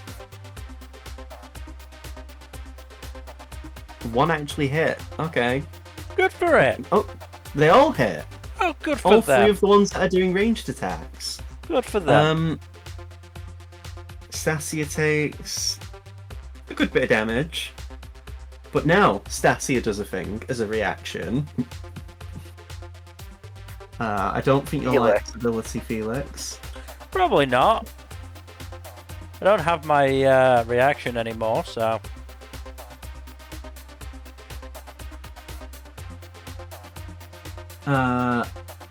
He basically gets to do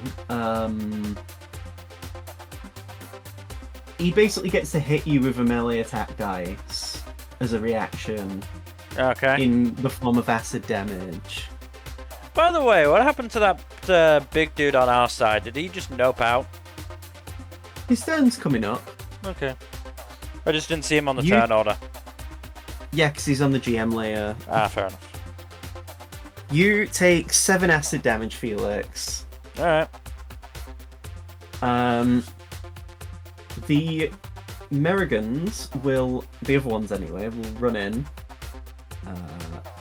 That's not the one I wanted to do with. This one runs in. This one runs in. This one also runs in. The one that's flanking with you gets advantage.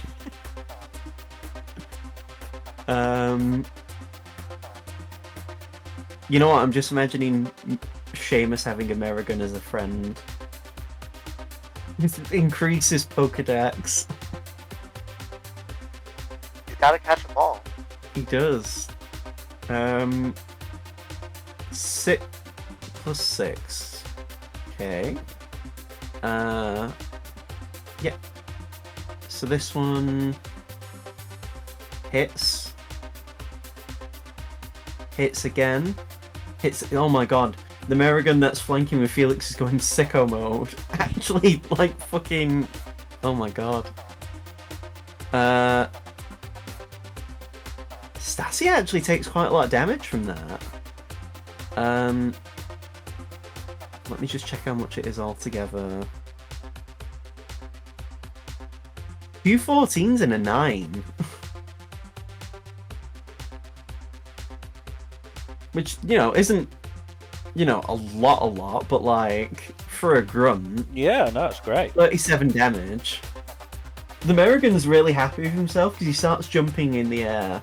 You notice though, all of them are quiet, they don't speak. That's fine. One of the other Americans goes to attack. And hits all 3 of his attacks. Holy fuck.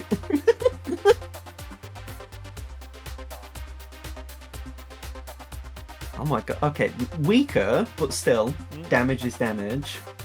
And the final American hits, misses, and misses. That's fine though. And that's more damage. So now Karen's turn. She will deal with the vampire that's right near her.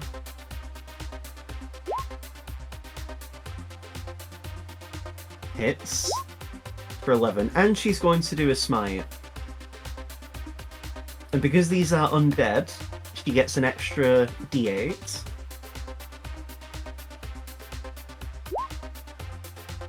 Okay. She will then attack again.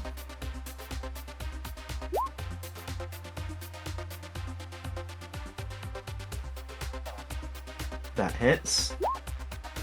She will do another smite. Sweet.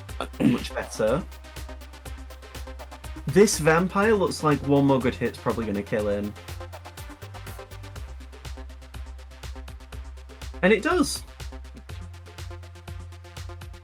She then moves up to the one that's near here. And she actually says to you, Eldane, you should go for the leader. Prove yourself. You assist. She will then attack this one. And she's going to do a level 3 smite. Level 2 smite, sorry. And does a massive amount of damage to that vampire as well. So, now it's the Orphon's turn, because he got a 14 on his dice. Let me just check his abilities again, because I'm having to juggle a lot of character sheets, as No, you can that's imagine.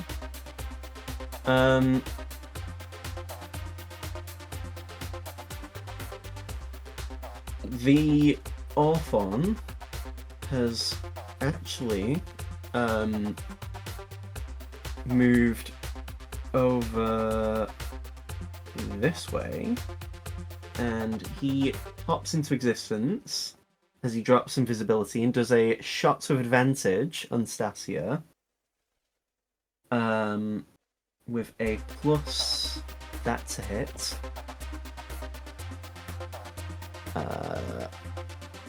And hits, dealing that much enforced damage. Okay, we'll love to see it. Oh.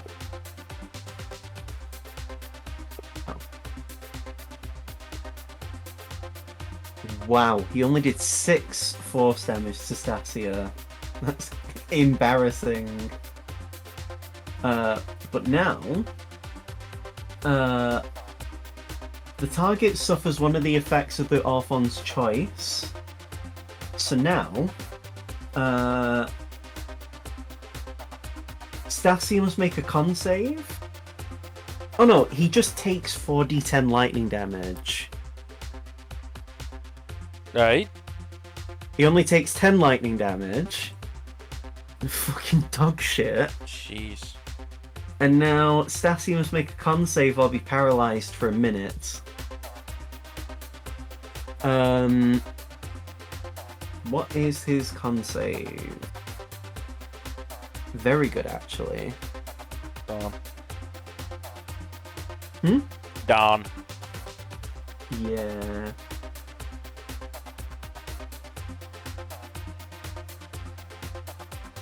Oh, I was. There we go. I was wondering why did he get a 45 on his dice? I fucking looked at it wrong. He passes. And that's the Orphans. Just let me just check with the Orphan. I think he has to Oh no, he can just go invisible again. Because yeah, Orphans are fucking scary. And that's just what he'll do. Aldane, bring the map back over. That wasn't what I meant to do.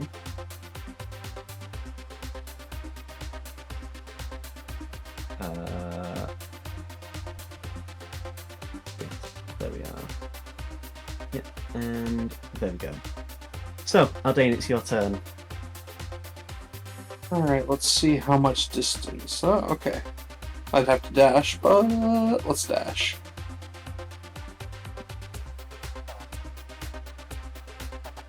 No, that's alright.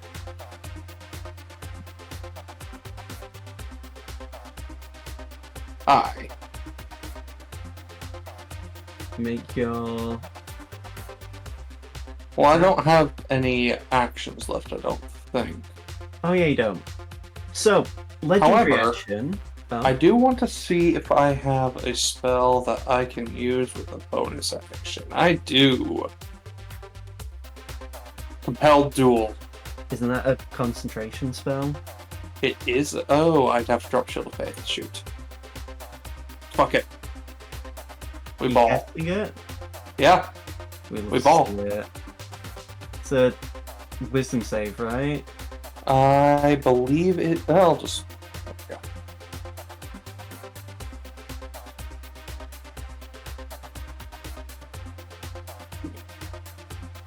Yes. DC 16 wisdom save. Let's go. What's her wisdom save modifier? She has a +7. And she rolled a 15.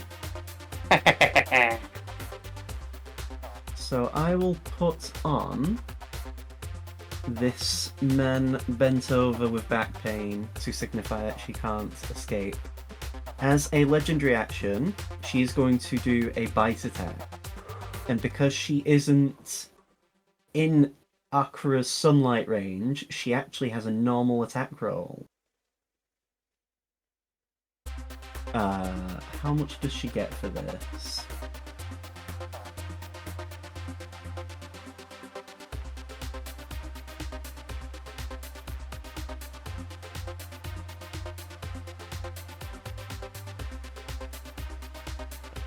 It's gonna be awkward if Aldane turns into a vampire.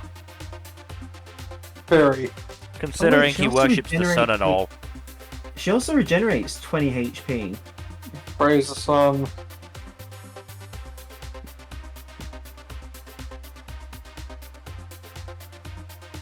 I'm sure Aldane can't be turned into a vampire.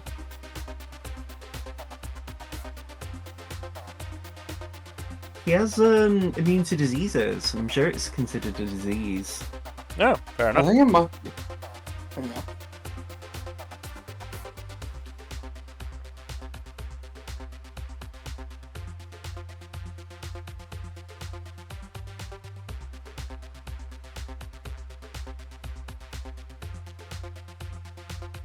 It is actually a really good stat buff though to become a vampire.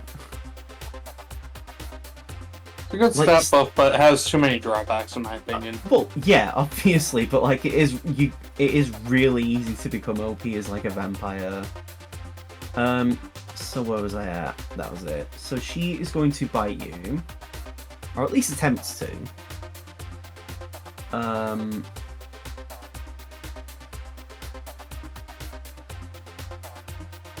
That's a 28 to hit. Well, that Shield of Faith wouldn't have made a difference then. Plus that much. So Aldane, you take, wow, max damage. 10 piercing damage. Okay. And Oh, boy. 13 necrotic damage. 13? Yes. Okay, so 23. And your hit point maximum is reduced by 13. And she What? heals 13 damage. This lasts until a long rest. Okay, then. A humanoid gonna slain put in this way and buried in the ground rises the following night as a vampire spawn. That's pretty hardcore. Well, as long as I don't get buried after dying, I should be fine, right? I mean, there's revivify users in the group. Including me. I mean, you can't revivify yourself. But now it's...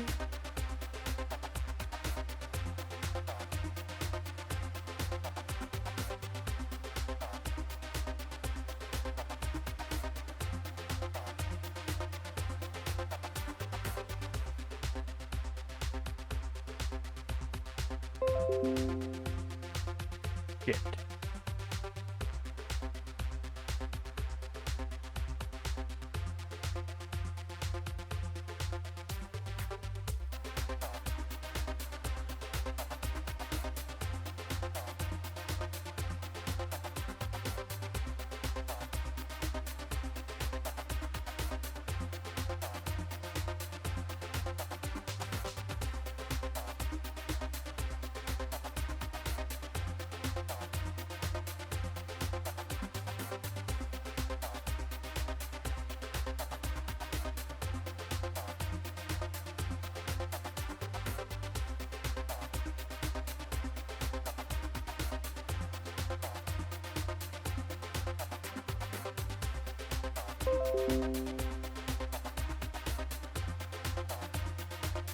Can't move.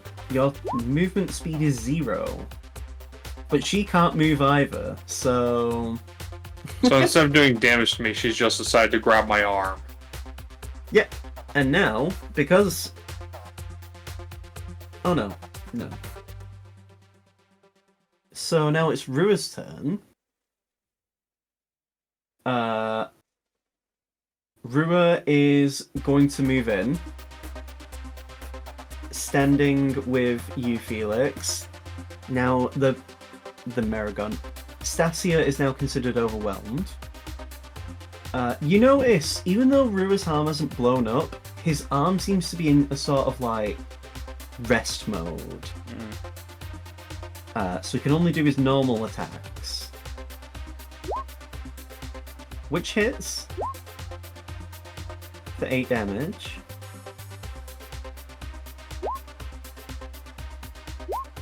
Seven damage.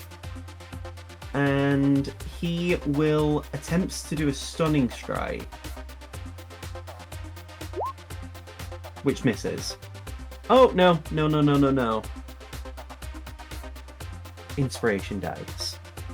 What's the dice again, Mill? D8, I want to say? Misses. Yeah, D8. So that's Rua's turn. Seamus, it's your turn. Alright. I mean, no reason for me not to just sit back and blast. Yeah. Even though I'm not doing quite as much damage. That hits. Not quite as much damage. Rolls an 8 on a d10. Oh, too bad not a crit. Alright, but 22 hits? Yeah. Cool. For 9, Nah, again. just the 9. Yeah, More good rolls. damage. The game is the game's calling you out. So now it's the vampire spawns. Oh, do you move, by the way? I don't think there's really anywhere with great cover, so I think I might as well just... Asia's kind of put himself in a corner. Yeah. Now it's the vampire spawn's turn. The furthest one away moves into you, Dairon. And the one that was nearest to the one that's within the circle moves into you. So now 2 vampire spawn have advantage on you. Do they still have disadvantage though? So the one that's with Karen, sorry, has advantage. The one that's in the radius has normal rolls. And of course, the one that's next to you that isn't in the sunlight radius also has normal rolls anyway. So one of them is going to make a claw. The one that has the one that's got a neutral roll, but in the sunlight radius, is going to do a claw. That crits. And he's going to use this opportunity to grapple you. Wait, no, he disintegrates. Because he's in the radius of the aura. And he took 20 damage from just existing in it. So yeah, ignore that. Okay. The one that's next to you will make a roll. That is a non-natural 20, however. Okay, that hit. So you are grappled anyway. And now he's going to bite you.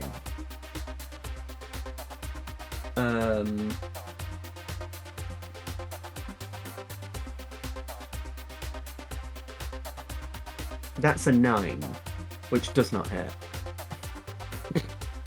How do you miss a grapple? I mean, grapple doesn't give you any bonuses. No, but like, I'm right on top of them. The one that's dealing with Karen goes to attack her, basically dinks off her arm, and she just shakes her head at him. Now, Scarlet's turn, because of legendary action, she's going to bite you, Aldane, or at least attempts to do so.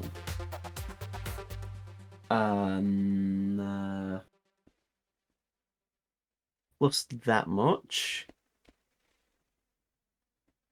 Fucking hell, even a non-natural 20 still doesn't hit.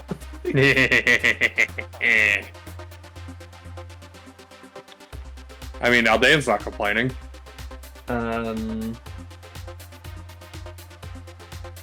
Reficule's turn.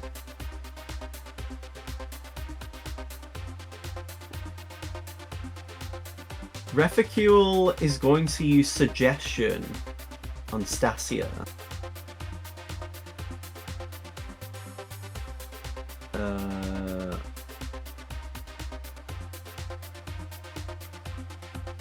Oh. Let me go. He basically tells Stasia, hold still for an entire minute. Actually, no, he doesn't say that, because he would know basically suicidal or stupid conditions like that wouldn't work, like harmful spells. He just says, actually no, he wouldn't even do it then. Ignore me. Instead, he is just going to... No, he's going to cast Hold Person. Because Stasia is still technically a humanoid. Technically. He doesn't count as a monstrosity? No. Well, so, spells that affect monstrosities and humanoids affect Stasia. He's a hybrid, but only with the penalties of one. So now Stasia must make a... I always forget, isn't it a wisdom save? I don't mind asking out loud. An excellent question. It is. Stasia passes, unfortunately. So that's Reficule's turn. And now, speaking of turns, Dairon.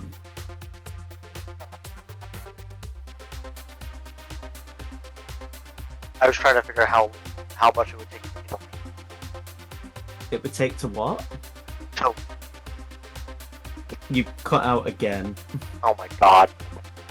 That better? You might need to fillet the mic. God damn it. Don't forget about the balls. Okay. What did you say? Taking it from the top? I was doing a bit. Never mind. Okay. I don't want to leave all data alone, but I am grappled. Yeah. Can I attack the thing that's grappling me? Yeah, you don't have any penalties to attack a grappled creature, or a creature while you're being grappled. Shocking grasp Grappling's kind of a shit condition. really is. So yeah, shocking grasp can work. You can even aim. Actually, no, you can't aim because you I don't have have no any movement. movement speed.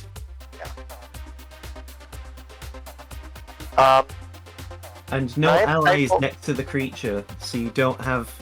Can I See, insightful unless you're fighting? doing- Yes, you can try to.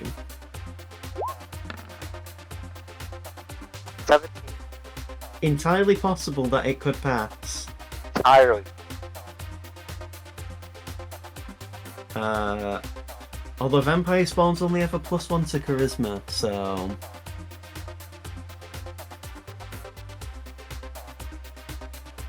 it matches. Wild. Well, when a creature meets the DC, yeah, it means it passes. So yeah, it doesn't work, unfortunately. That does hit. Ignore the shot, sneak attack damage. That's fine.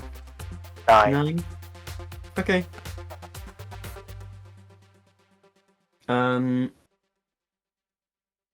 Felix.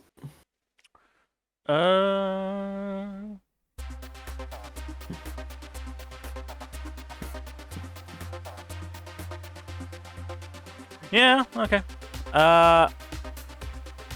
Cast Shadow Blade. And You do have advantage. yeah. He also has used his reaction, so he can just back off and throw it at him. But you wouldn't have advantage for doing that. 'cause It's it's fine. not dark enough. It's fine. I'll just take a swing. Okay.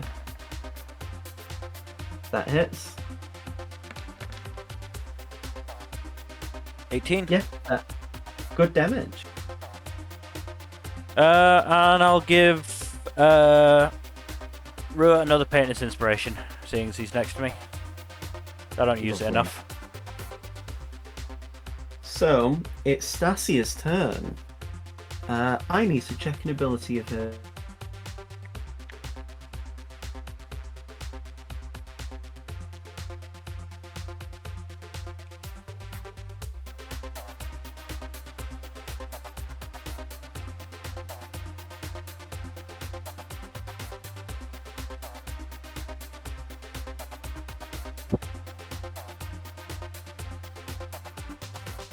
Yeah. Stasia is going to exhale a breath of acid.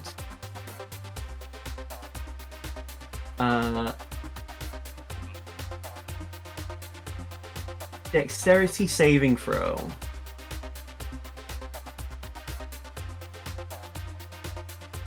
I assume he's aiming Right. that at Yeah. Rua and I. Felix ruined Refugule. Oh, So this is Reficule's. He fails. You fail. yeah. Rua has evasion. Passes anyway. No sells it. So how much damage is it again? Okay.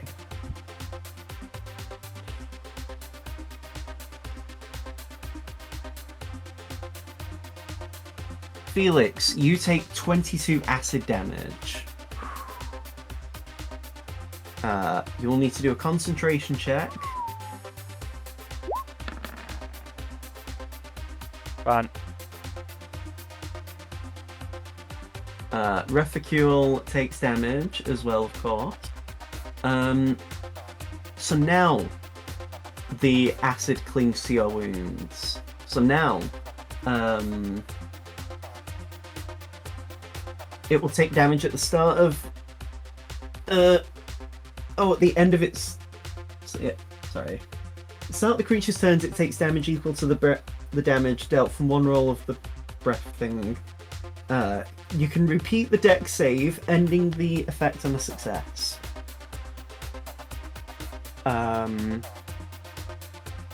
And at that point, what else does he do? Because he does have a bonus action.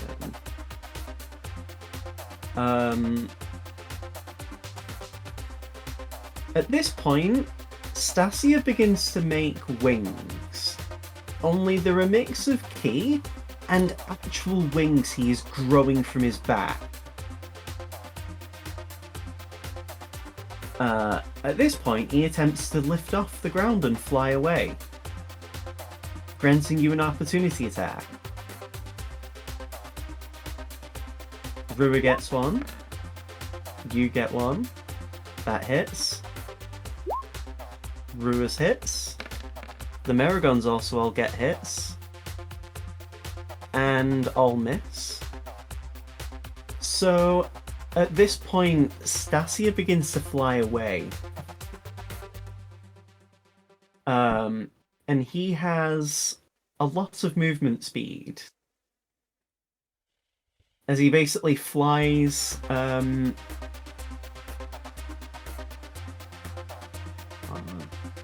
70, is it 75?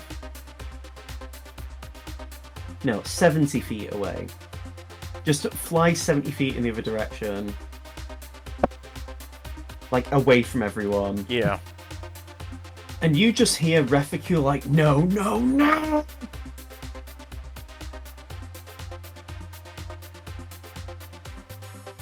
You hear the Orphon just call out, should we chase him? No, we shouldn't. Meragons, lower your weapons.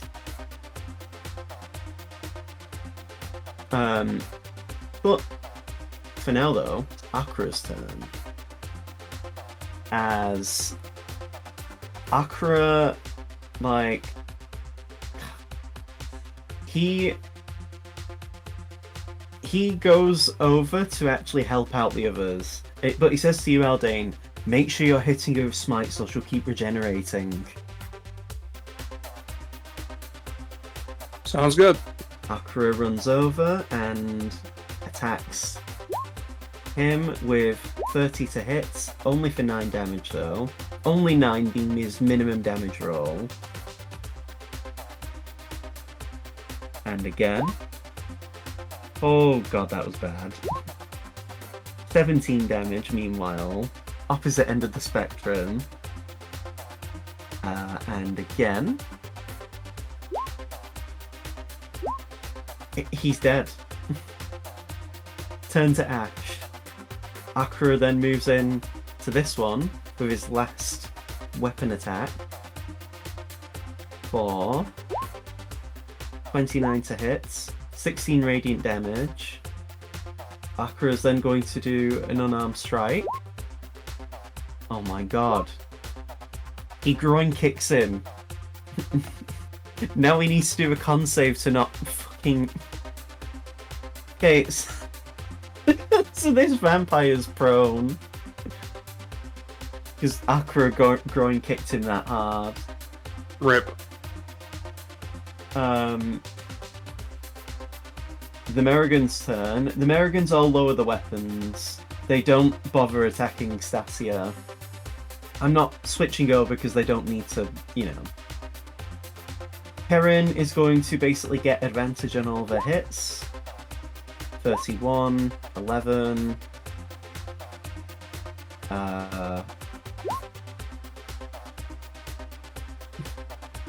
Perrin's going to do a level 1 smite, which just means 68. It's dead. It's fucking dead. At this point, it's the Orphon's turn. Yeah, he's out of... He breaks invisibility.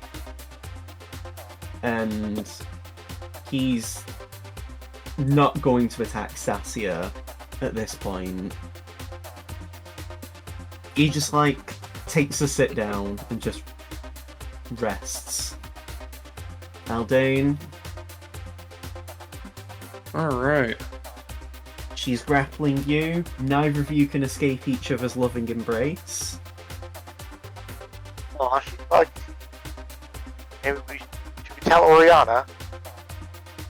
No, do not.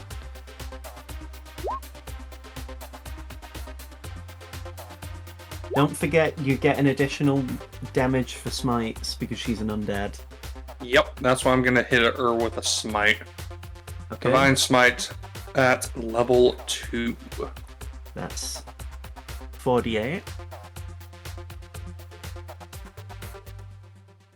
Yupperinos. Yeah, that hits.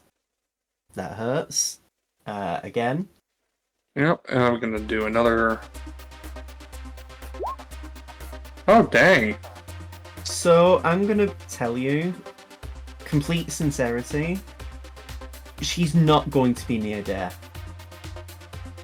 No matter what from the smite that you do. That's fine.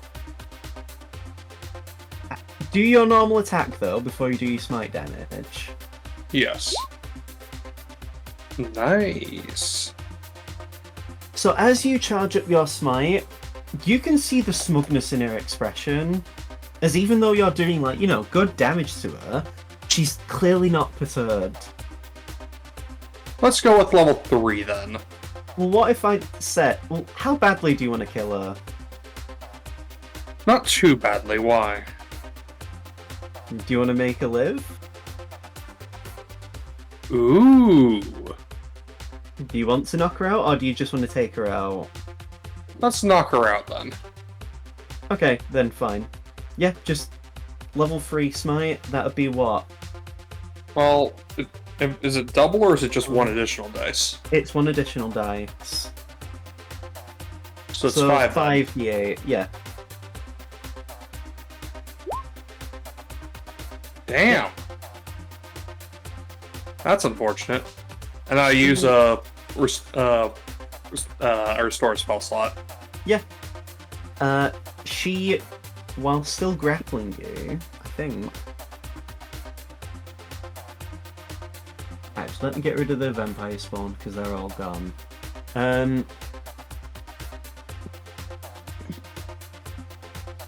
Yes, you would need to do a check to break the grapple. So, because of legendary action, so she's going to bite you before her turn starts. Um,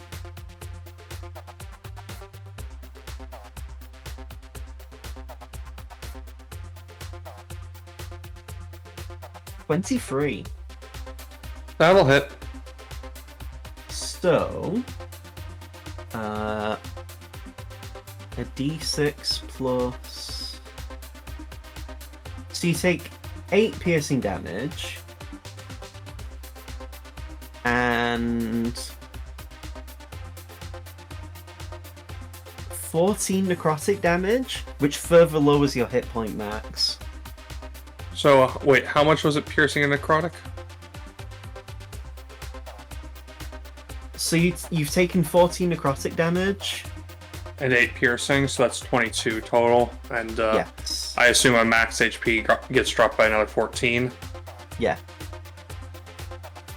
Okay, so I'm down to 86 max. And now that it's her turn, she's going to bite you again.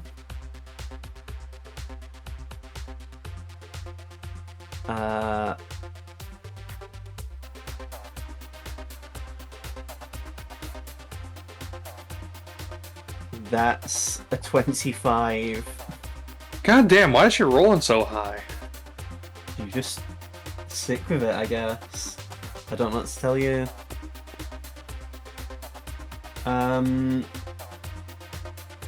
So that is a... So that's 8 piercing damage again. And 13 necrotic damage, 21 damage again. which further lowers your hit point maximum by 13. So that's 47 hit points, and my hit point maximum is, you said by 13 or 14?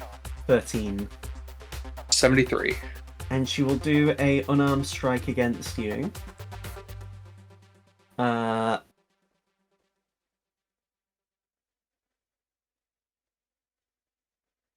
Holy fuck, she did fucking 28 to hit. What the fuck? She is Uh, heated right now. Holy shit. She deals. To be fair, it's not a high damage dice. Still though. She deals 5 points of bludgeoning damage. Also, I 5? forgot. Fucking concentration rolls. I'll need to do 3 of them. Just give me one concentration check. Yeah. I think I'm good. Yeah, you're fine.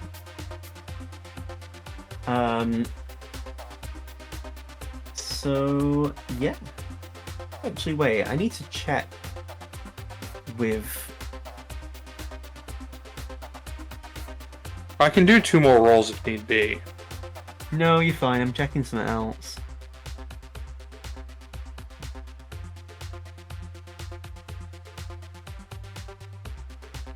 Yeah, that's fine. I was just checking see if Compelled Duel would make her have to roll a thing at the end of every turn, but it doesn't.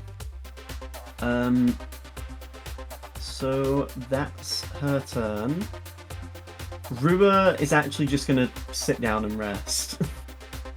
He's not also going after Stasia either. Do you attack him, Seamus, while he's trying to fly away? And then I started blasting. Fair enough. Roll to hit.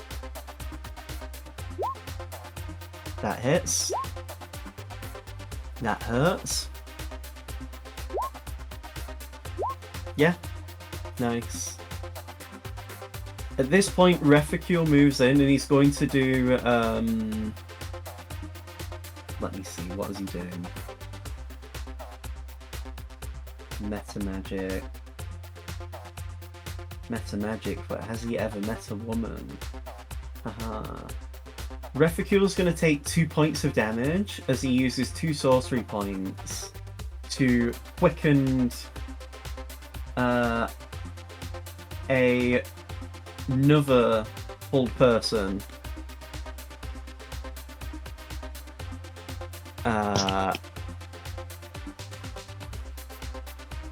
And Stasia passes. Then Refugio will fire out a ray of frost. Oh. Oh, baby. I couldn't remember if it was 10 feet or not.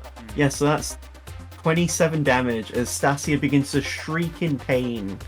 But he's still trying to fly away. And speed is reduced by 10 feet. Yep, but Stasia can just dash, so... Well, not my turn yet. Not my turn. Sorry. Dairon. You gonna help me out here a little bit? No, I think I'll just dip. Yes. We could just watch.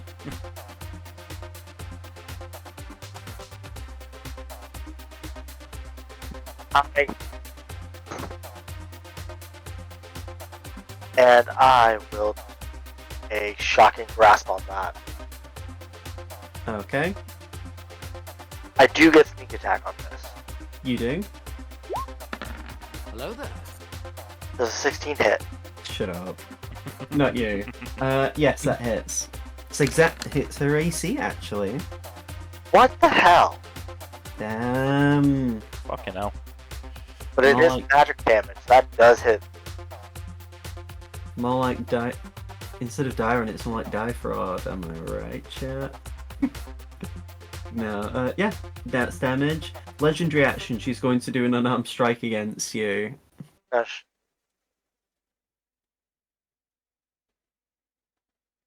That is a 20 to hit, non-natural. Ah,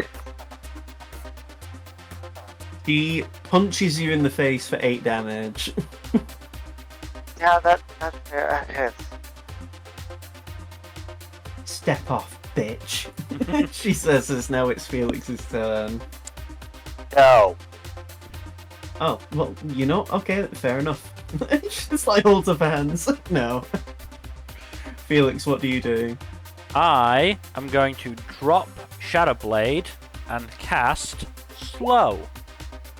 I'm going to drop Shadow Blade and drop Trowel. No. Felix, if he was freaky. Okay. Wisdom save, yes? Yep. I'm hoping he's not very wise right now.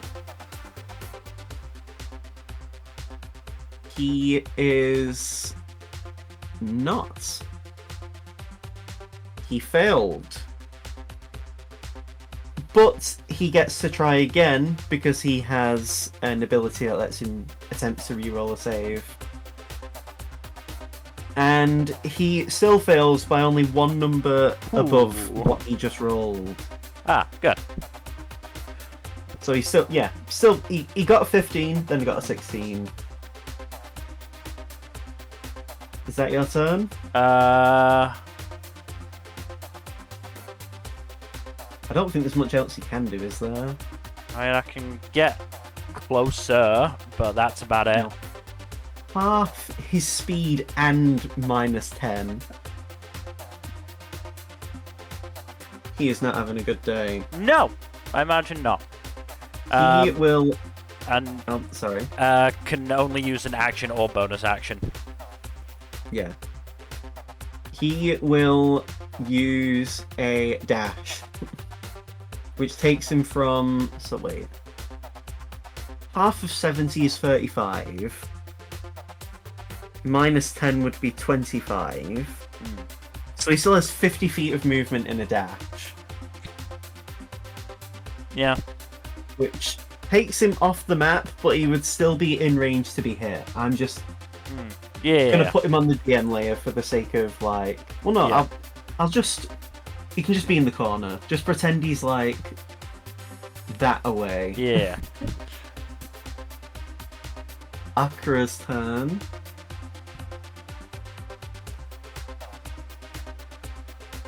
Akra is going to move in.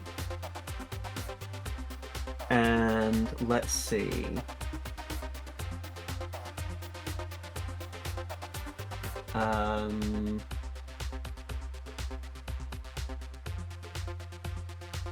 Akra is going to do what he always does best.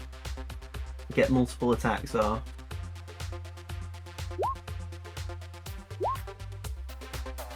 $17. Where are you? No, that's Rua's character sheet. 12.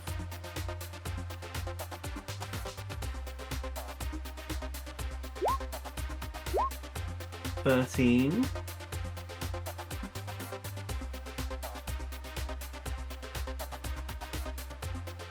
So, after Akra does his flurry of attacks, you can see she screams for her life in pain. As you know, you see like the searing lights from Akra's blade just cleaving through her skin. At this point, she cries out, "I yield! I yield! Please don't kill me!"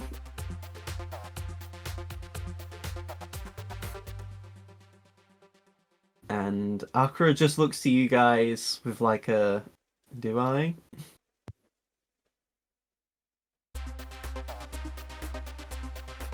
And because it's technically Karen's turn, she just says yes, but tie her up first. At this point, she lets go of you, Aldane. So That's she gonna can leave be a crick. so she can be tied with rope.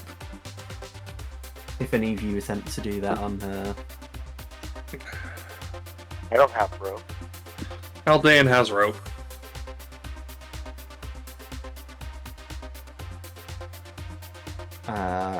I'm going to. Okay. So, as she's tied up, once that's done, Akra then turns off his sunblade, because otherwise he'd be slowly killing her.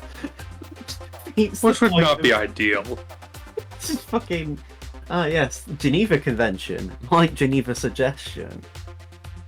Yep. Um, Look, you said it, not me.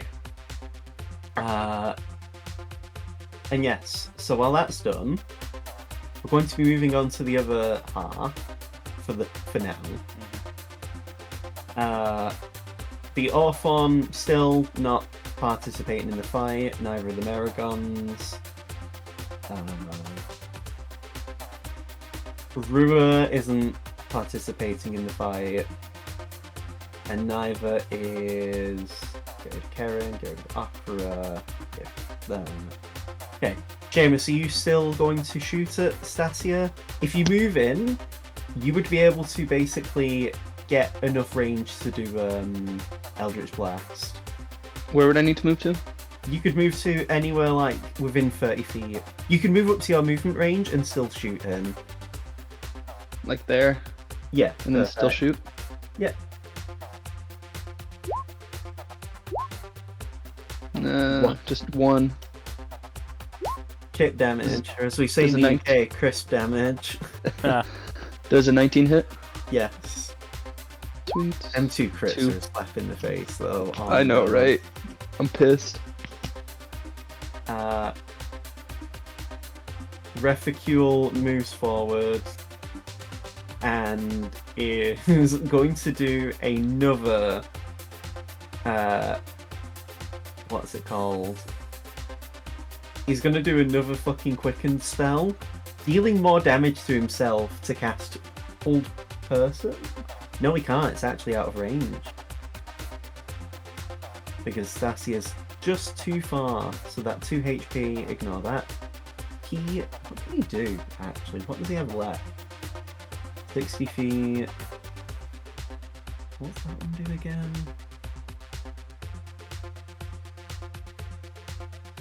No.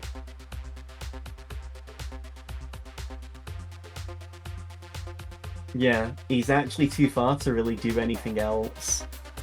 And he's just like, he's furious. He's like uncharacteristically like, he's not screaming and like frothing at the mouth, but you can clearly see he's like not hiding he's being upset. Felix, do you have anything you can do if you want to do anything else? How far away is he? I'm gonna say he's about like let's say 90 feet away. 90 feet away. Okay. I can't get to within melee range of him. And you said he's flying away, not running away. Yeah, he's flying. Darn. Be very funny if I did grease and he just fell over. Grease his wings up.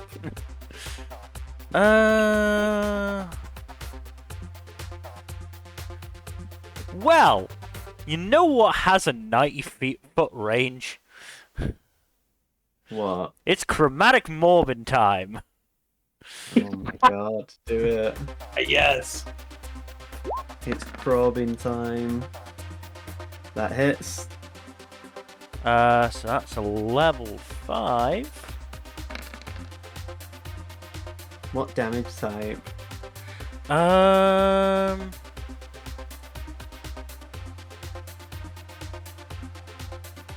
Let's go cold. As you shoot him with cold damage, he's still screeching in pain, but he's not done. And at that point, as it comes to his turn, he continues to fly away, like dashing. And he'll do a wisdom save, actually. Non-natural 20, so he breaks free of the slow.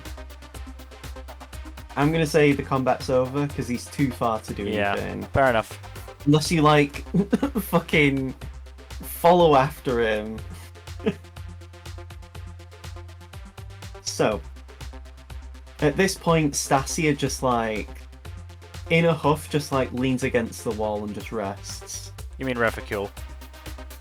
Yes, I don't know why I said that. Stasia just we just see in the distance Stasia just I'm back, guys.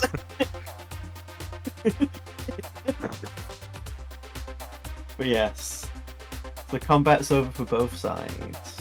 Do you want to do a change of music then? Yes, I have some music.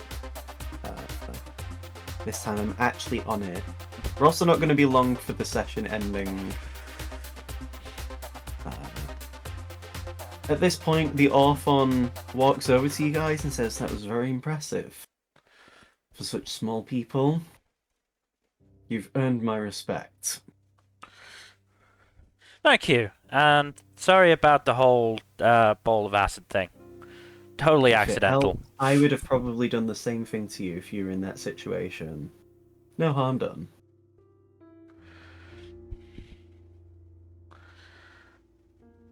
You didn't happen to see a pit fiend and 2 bone devils in the area, by the way?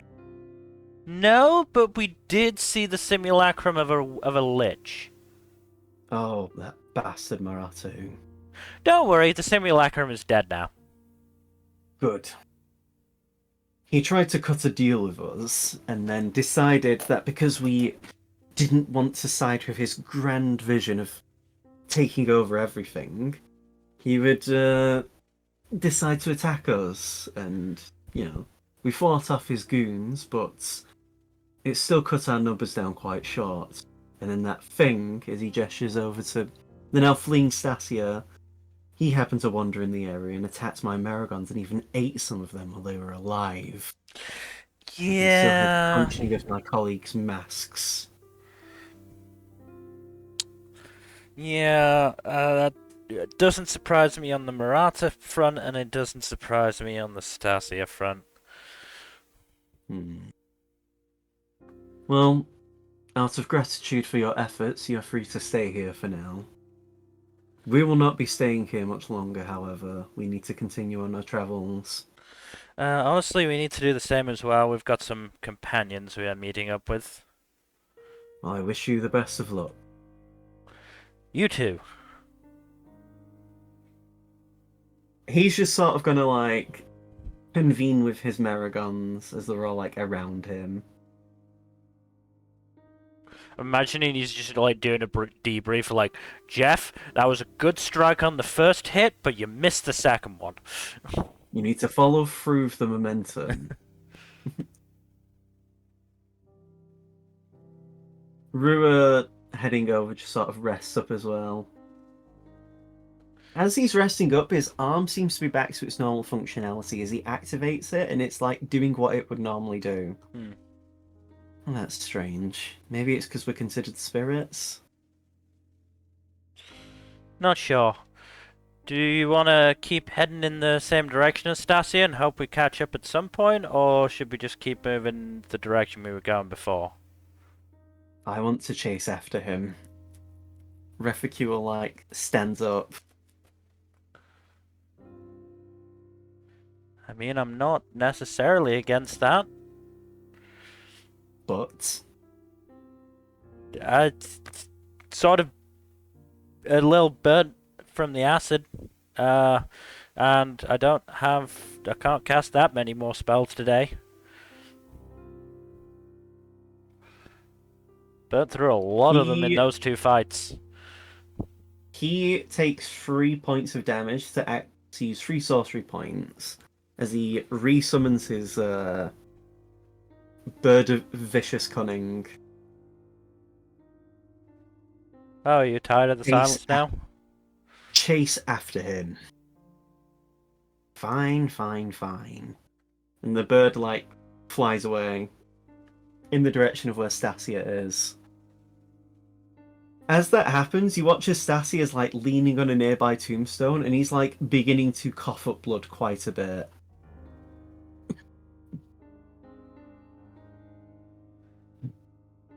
Seamus, don't you have Dimension Door? That I do.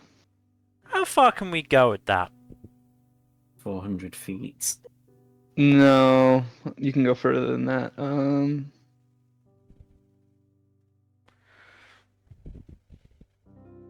500 feet? 500 feet. How far away would you say Stasia is right now? Yeah, it is 500. You can tell, Seamus, you could probably, if you were to cast it like right now, you could. But the problem is Dimension Door only lets you take one other person with you. Mm-hmm. And Rua's content to rest. So it'd basically be you and Refugule. I'm, You are Felix. yanking it. I'm Or willing to Felix. go. I'm not sure how much good I could do there. Rua just cuts in. We all need to rest. None of us are equipped to deal with him right now. At least not while we're still hadn't have rest since we dealt with Maratu's fucking simulacrum and that Death Knight. We only recovered. We didn't gain any of our resources back fully, did we? No. I mean, I can, but that's because my key's different. You're built different, we know. I know, I'm just amazing. Yeah. Except when it counts, like with Kuro. Uh, Anyway. Oh god, that's a whole thing. That's gonna be a whole thing, isn't it? But anyway, Refugule, we can't chase after him right now. We're not good enough to do that right now. We could have ended up fighting the Orph on the Meragons, but we would have been in even less condition to do so. well, luckily they were very reasonable people. Yes, thankfully. You can see, like, Refucule's not even, like, responding, he's just looking into the distance.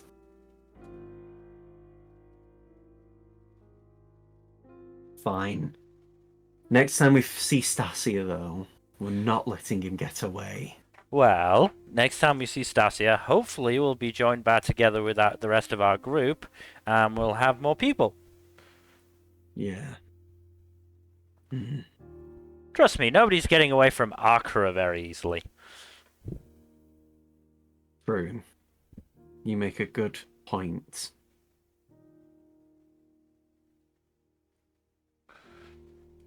And hey, you know, obviously we had the help of the Orthon and the Meragons, but, you know, the four of us, we managed to do some serious damage.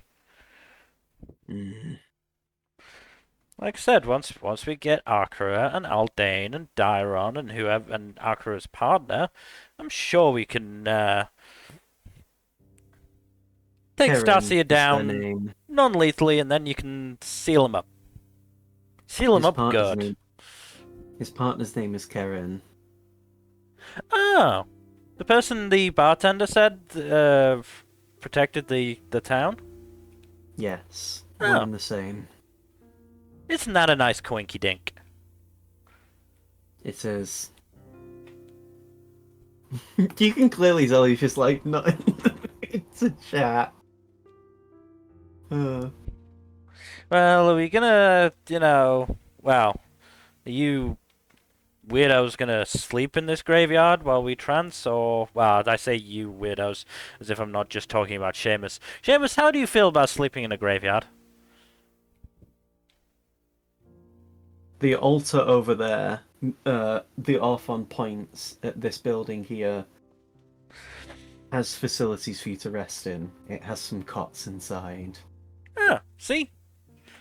Perfect.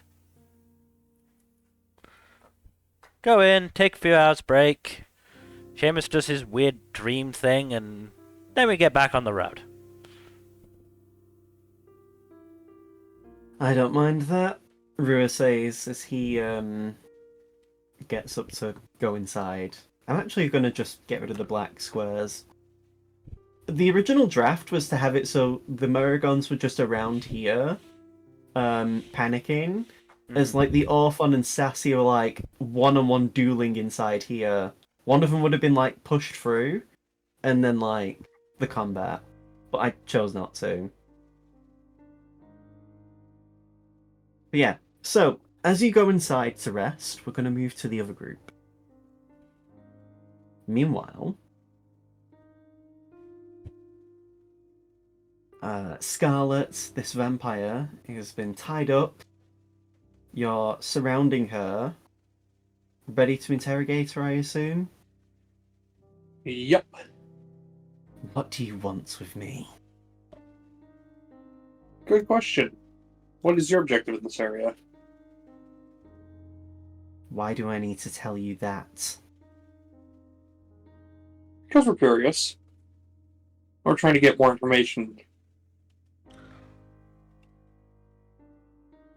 Karen, crouches down at her and just says, "You were clearly talking to Maratu, according to their description. What did you discuss with him?" I was going to say it, but And she just, "Well, he was planning to bring me back from the dead so I could continue my reign in Tyrell. I haven't seen it in many a decade. And I believed, maybe a vampire should be in charge of things."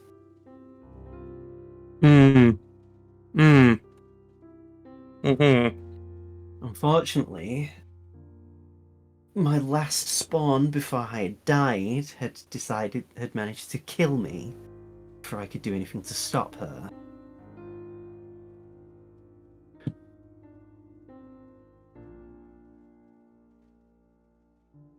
Typical humans, always wanting more and more. Is that enough to satisfy your answers? As she looks around at you guys.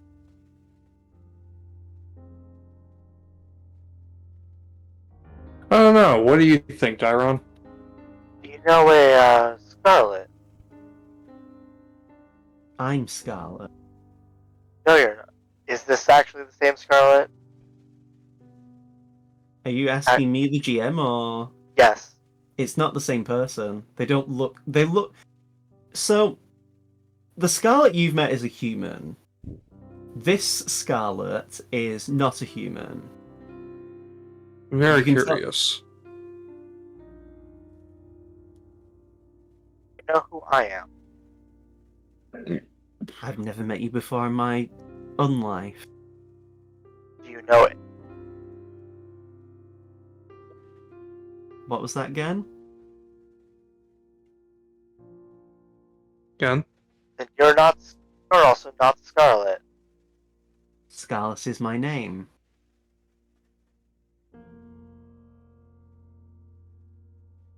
What are you talking about? I don't know. She doesn't know her, does she? Akra and Karen just both shrug at you because they've never met this person. I'm more looking at Aldane, but Helpful. She does nothing to remind me of the actual, of the does she Scarlet actually that we remind me know. of the other Scarlet? But So, you get a very similar vibe.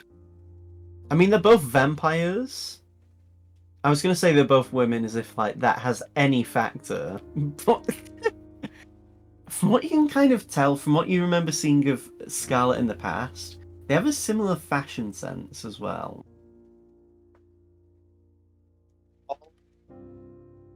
haven't named Scarlet. I'm the only Scarlet I've ever met. Do you have a? I described the Scarlet that I know. As she does, her expression twists into a smile. "Oh, I see. It seems that spawn of mine took my name." Ah, Fun. that explains that. Bitch. When I get out of here, I'm going to make her suffer. She managed to get to become a full vampire and used that freedom to kill me before I could do anything to stop her. Everything I did for her, giving her the glorious gift of everlasting life. Sounds like you have a lot of stuff to work out. You happen to Thank know you. a Kazakh? No, I'm kidding. Thank you for the info. I'll make sure to make good use of that. Thank And you as for the she's information as about well. to do something, you just see Akra activate his sunblade for a few seconds, And this Scarlet just begins screaming in pain from the bright. No. Thank you for the information. Oh yeah, I forgot. Vampires can just turn into bats and escape, so she could have. I think she was trying to do that. Yeah, that makes total And sense. then Akira just reactivates his sunblade and flashes, like, hits her again with some light, and she's like screaming in pain again. They can't shapeshift while they're in sunlight or running water. So if we really wanted to, we could just throw into the lake and just watch her melt. Is a lake running water or stagnant water? Yes. I mean, this is running water, and I meant out of character. I meant to say a river. I don't know. What should we do with her? Karen just like, there is a bounty on this woman's head, so I'm not comfortable She- just outright killing her because, she's unarmed and all that. I don't tend Oh, to that's care about cute. that. she just says that's cute. She Thank takes you. out a knife and cuts off a significant chunk of Scarlet's hair, basically leaving her with like less than a pixie cut. I'm sure she'll like that. She then I- takes the hair and like puts it in a bag. So you can use that for as a totem or something? We're using. Nice. I'll be using it as proof to claim the bounty for her. Now Oh, we can okay, kill cool. her if we would like. The problem is and she gestures to Akra and like nudges him, and he just activates the Sunblade for a few moments again. As I was saying, if we knock her out and she, in quotes, kill her, she'll merely become mist and head back to her resting place. Unless we destroy her in sunlight or running water. Yeah, let's not do that. Let's just stick with what we've been doing and, You saw what we don't know what she did to the townspeople, and honestly, I don't care to know at this point, because based on the smell of death, I have a good indication. Someone like her doesn't deserve to continue living like this, and on my oath of vengeance, and she basically lifts Scarlet over her shoulder. Unless you have any objections, I think she deserves to be ended permanently. Now that Scarlet we know is her vampire spawn, gives us a lot of information.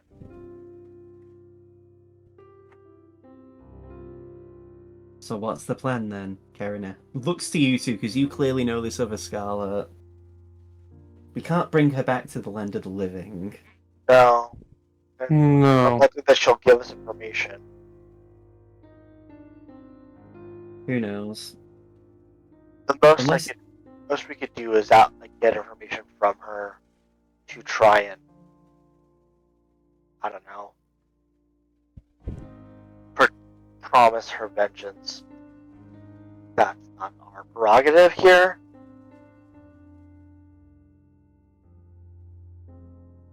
Well, if nothing else is to be done, Karen just starts dragging Scarlet by her feet and letting her head bang on the wooden boards.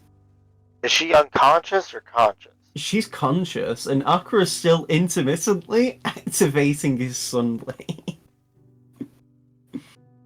Y'all are brutal. I'm doing this to make unless you want to pour water over her or have her dip her legs into the water to keep her in pain, she'll escape if we don't do this. I mean, she's not wrong. This is what Yes. Akra's saying, as he then pings Sorry, the sunblade again. I should have made it clear, out of character. I Karen meant to then say he's not wrong. Karen just then throws Scarlet into the water. Well, Look, Here's what it is. We weren't gonna get any useful information out of her. probably not. At least not information that we could act on. In my experience dealing with vampires, Karen says, they're willing to be duplicitous, cunning, monstrous, anything to retain the power they've got and to gain more. If she's willing to kill innocent people like this, and make deals with horrific liches. People like her don't deserve to live. It doesn't matter if they have families or whatever. The harm No. she's done to countless other people outweighs whatever she personally has. No, you're right. I'm not dead. I'm not denying. There was a question of whether or not we could have controlled her into giving us information about this. No, because we have a grudge against that one. If it helps when it comes to dealing with this other Scarlet, or I guess now the true Scarlet, I'll be there to help if you would like. That would be nice. Mm-hmm. I think we should investigate these homes, see if there's anything worth looting. I'll put up a sign and try to do my best to consecrate the ground as best as I can, and then we'll move on.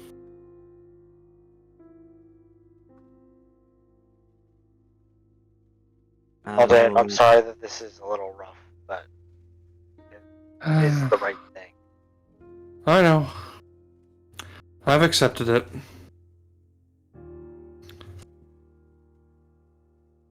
The best we can do, Akra adds, is to make use of the supplies these people had and to continue on. It's a This way. shame. We've avenged the people she's killed.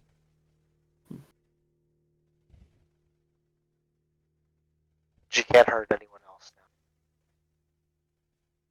now. We'll inform the people of the settlement we plan to go to and tell them of the news, and maybe they can do something else. This If you all... isn't the settlement? This isn't the place you were...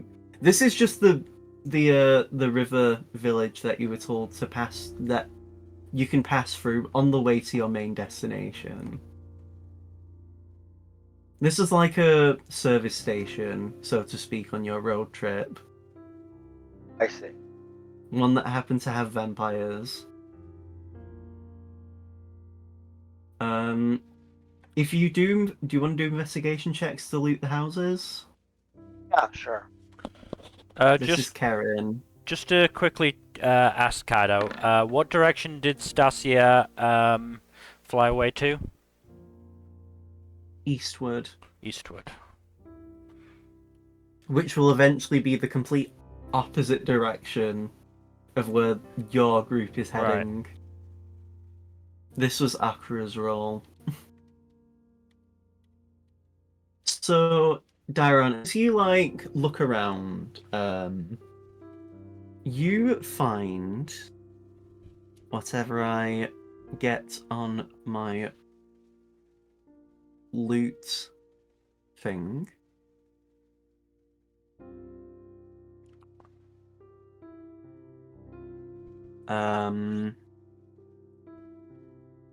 Here we are.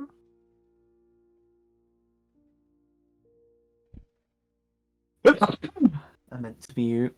Let's see. Thank you. I can feel another sneeze coming.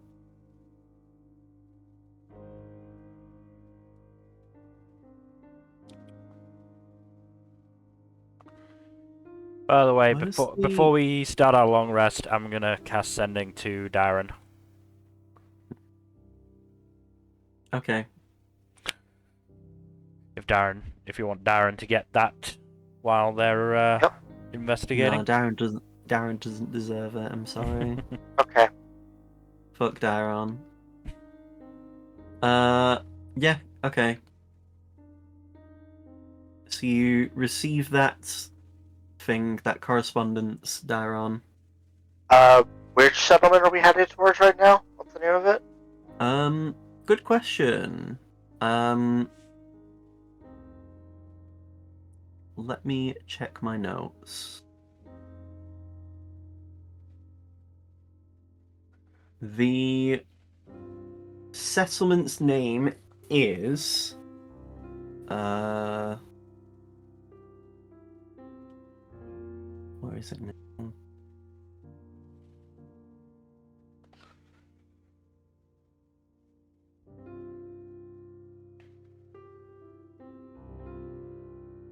Where's the fucking thing now? Oh my god.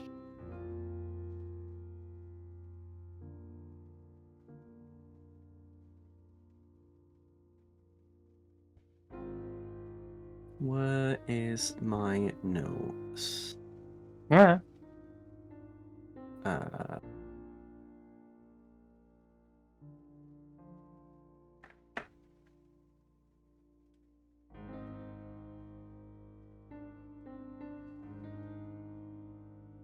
is it this one? I think it is.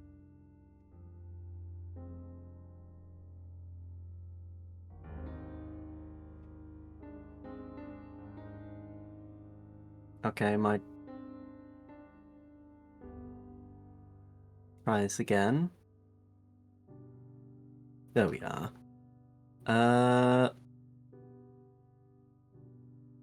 Okay, so this place is called this.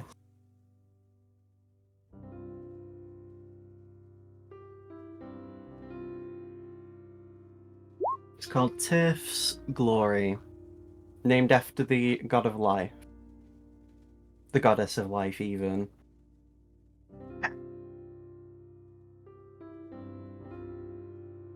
Also love Felix, god damn it.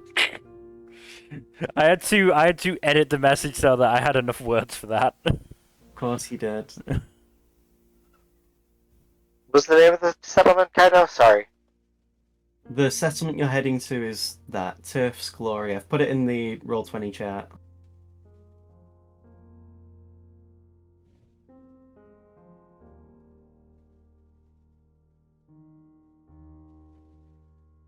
Once this is done, though, we'll be ending the session.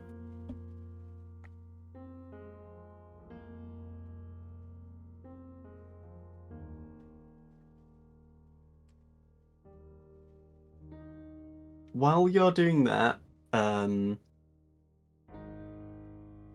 what was I saying? Oh yeah, I was looking for what Darren would have found. I forgot.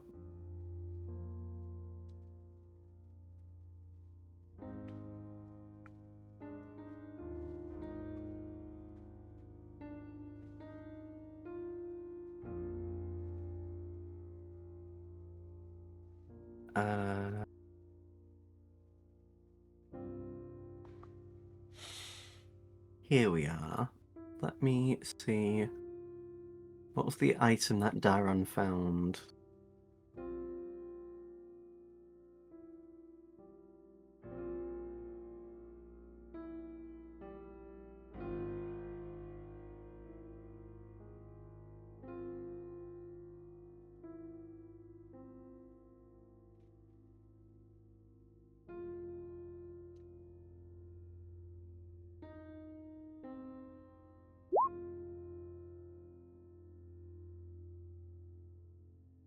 This could be a thing between me and Felix now, isn't it? Yep.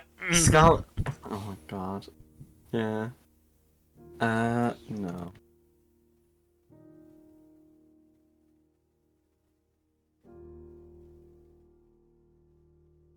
So, Dairon, you find a ring. Let me just check the exact ring.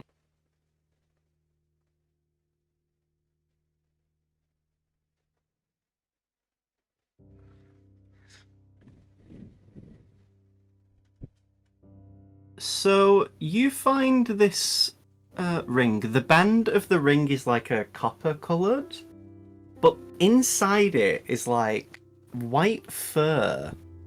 And on the top of the ring is what looks like two Arctic foxes that are like snuggled together.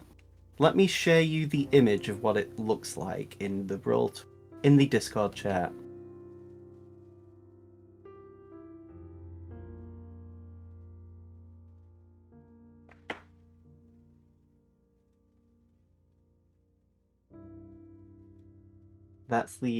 That is the appearance of the ring.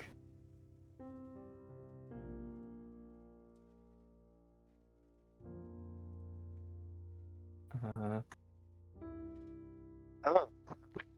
Now, like the inside of the ring doesn't look great, but the little things on top look adorable. Yeah. It's supposed to be cushy ring, But also, that looks like it'd be very uncomfortable. As you like put it around your finger, it feels alright, Darren. It feels quite nice. It feels more soft than like furry or anything. Like soft fluff. Does this look Um, familiar to you, guys? Akra and Karen both shake their heads. Probably a magical item though, just based on the appearance of it. Yeah. You could choose to attune to it if you would like, but I'm gonna beware the try risk. to. I'll try to when we're resting. Mm-hmm. Well, Akra does say we could probably have a short rest right now if we like. Sure, I mean, Aldain much longer till we- Aldain got pretty bitten. how much longer till we get to the settlement? Karen pauses. It's probably only a couple more hours. I did, in fact, get the shit bitten out of me. So. We'll still have to head there anyway to touch base with the people I am in contact with. And we can claim the bounty for Scarlet. And then we can sort out liaising with the others to meet them.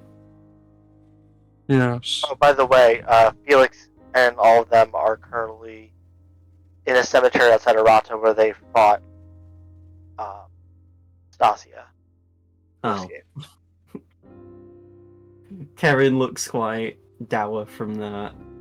And Akra's just pursed lips, like, not happy to hear that about his son, but kind of glad, obviously that he's alive, but Yeah. mixed emotions. Sorry about that. It's not your fault. It's no one's fault.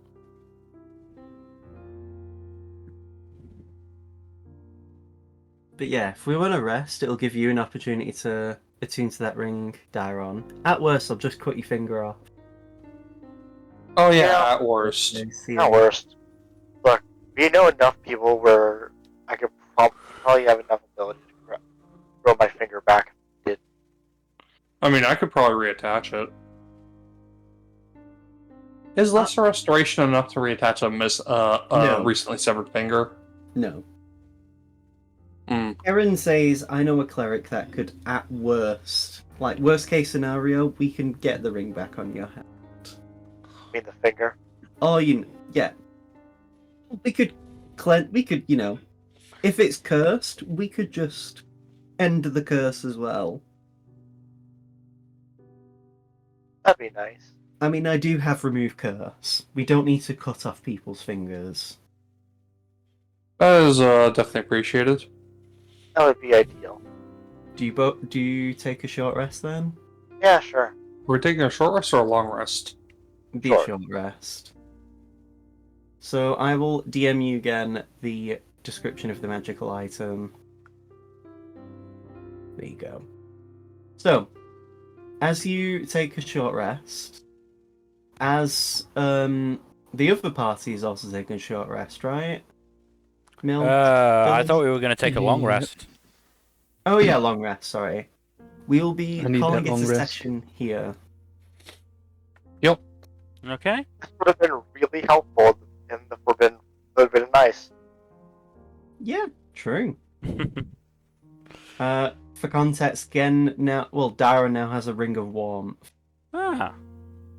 Resistant to cold damage, and everything Dairon wears and carried is unharmed by temperatures as low as 45 degrees Celsius, or minus 45 Celsius. I was gonna say. on minus 50 Fahrenheit. Why is Tifa trending? Don't ask. Is it questions. You Italy don't or want the something? answer. I don't know. I know Squirrel Girl's trending because people have gotten the model from Marvel Rivals. Of course. Anyway, thank you everybody for watching. Hopefully you've enjoyed. In terms of future stuff, Tuesday, Thursday, Saturday, and Sunday as always. Please do give us a follow here on Twitch and all that YouTube stuff. Like and subscribe, comment down below. Please press that bell icon. And otherwise, hopefully, we'll see you on Tuesday. Good night. Later.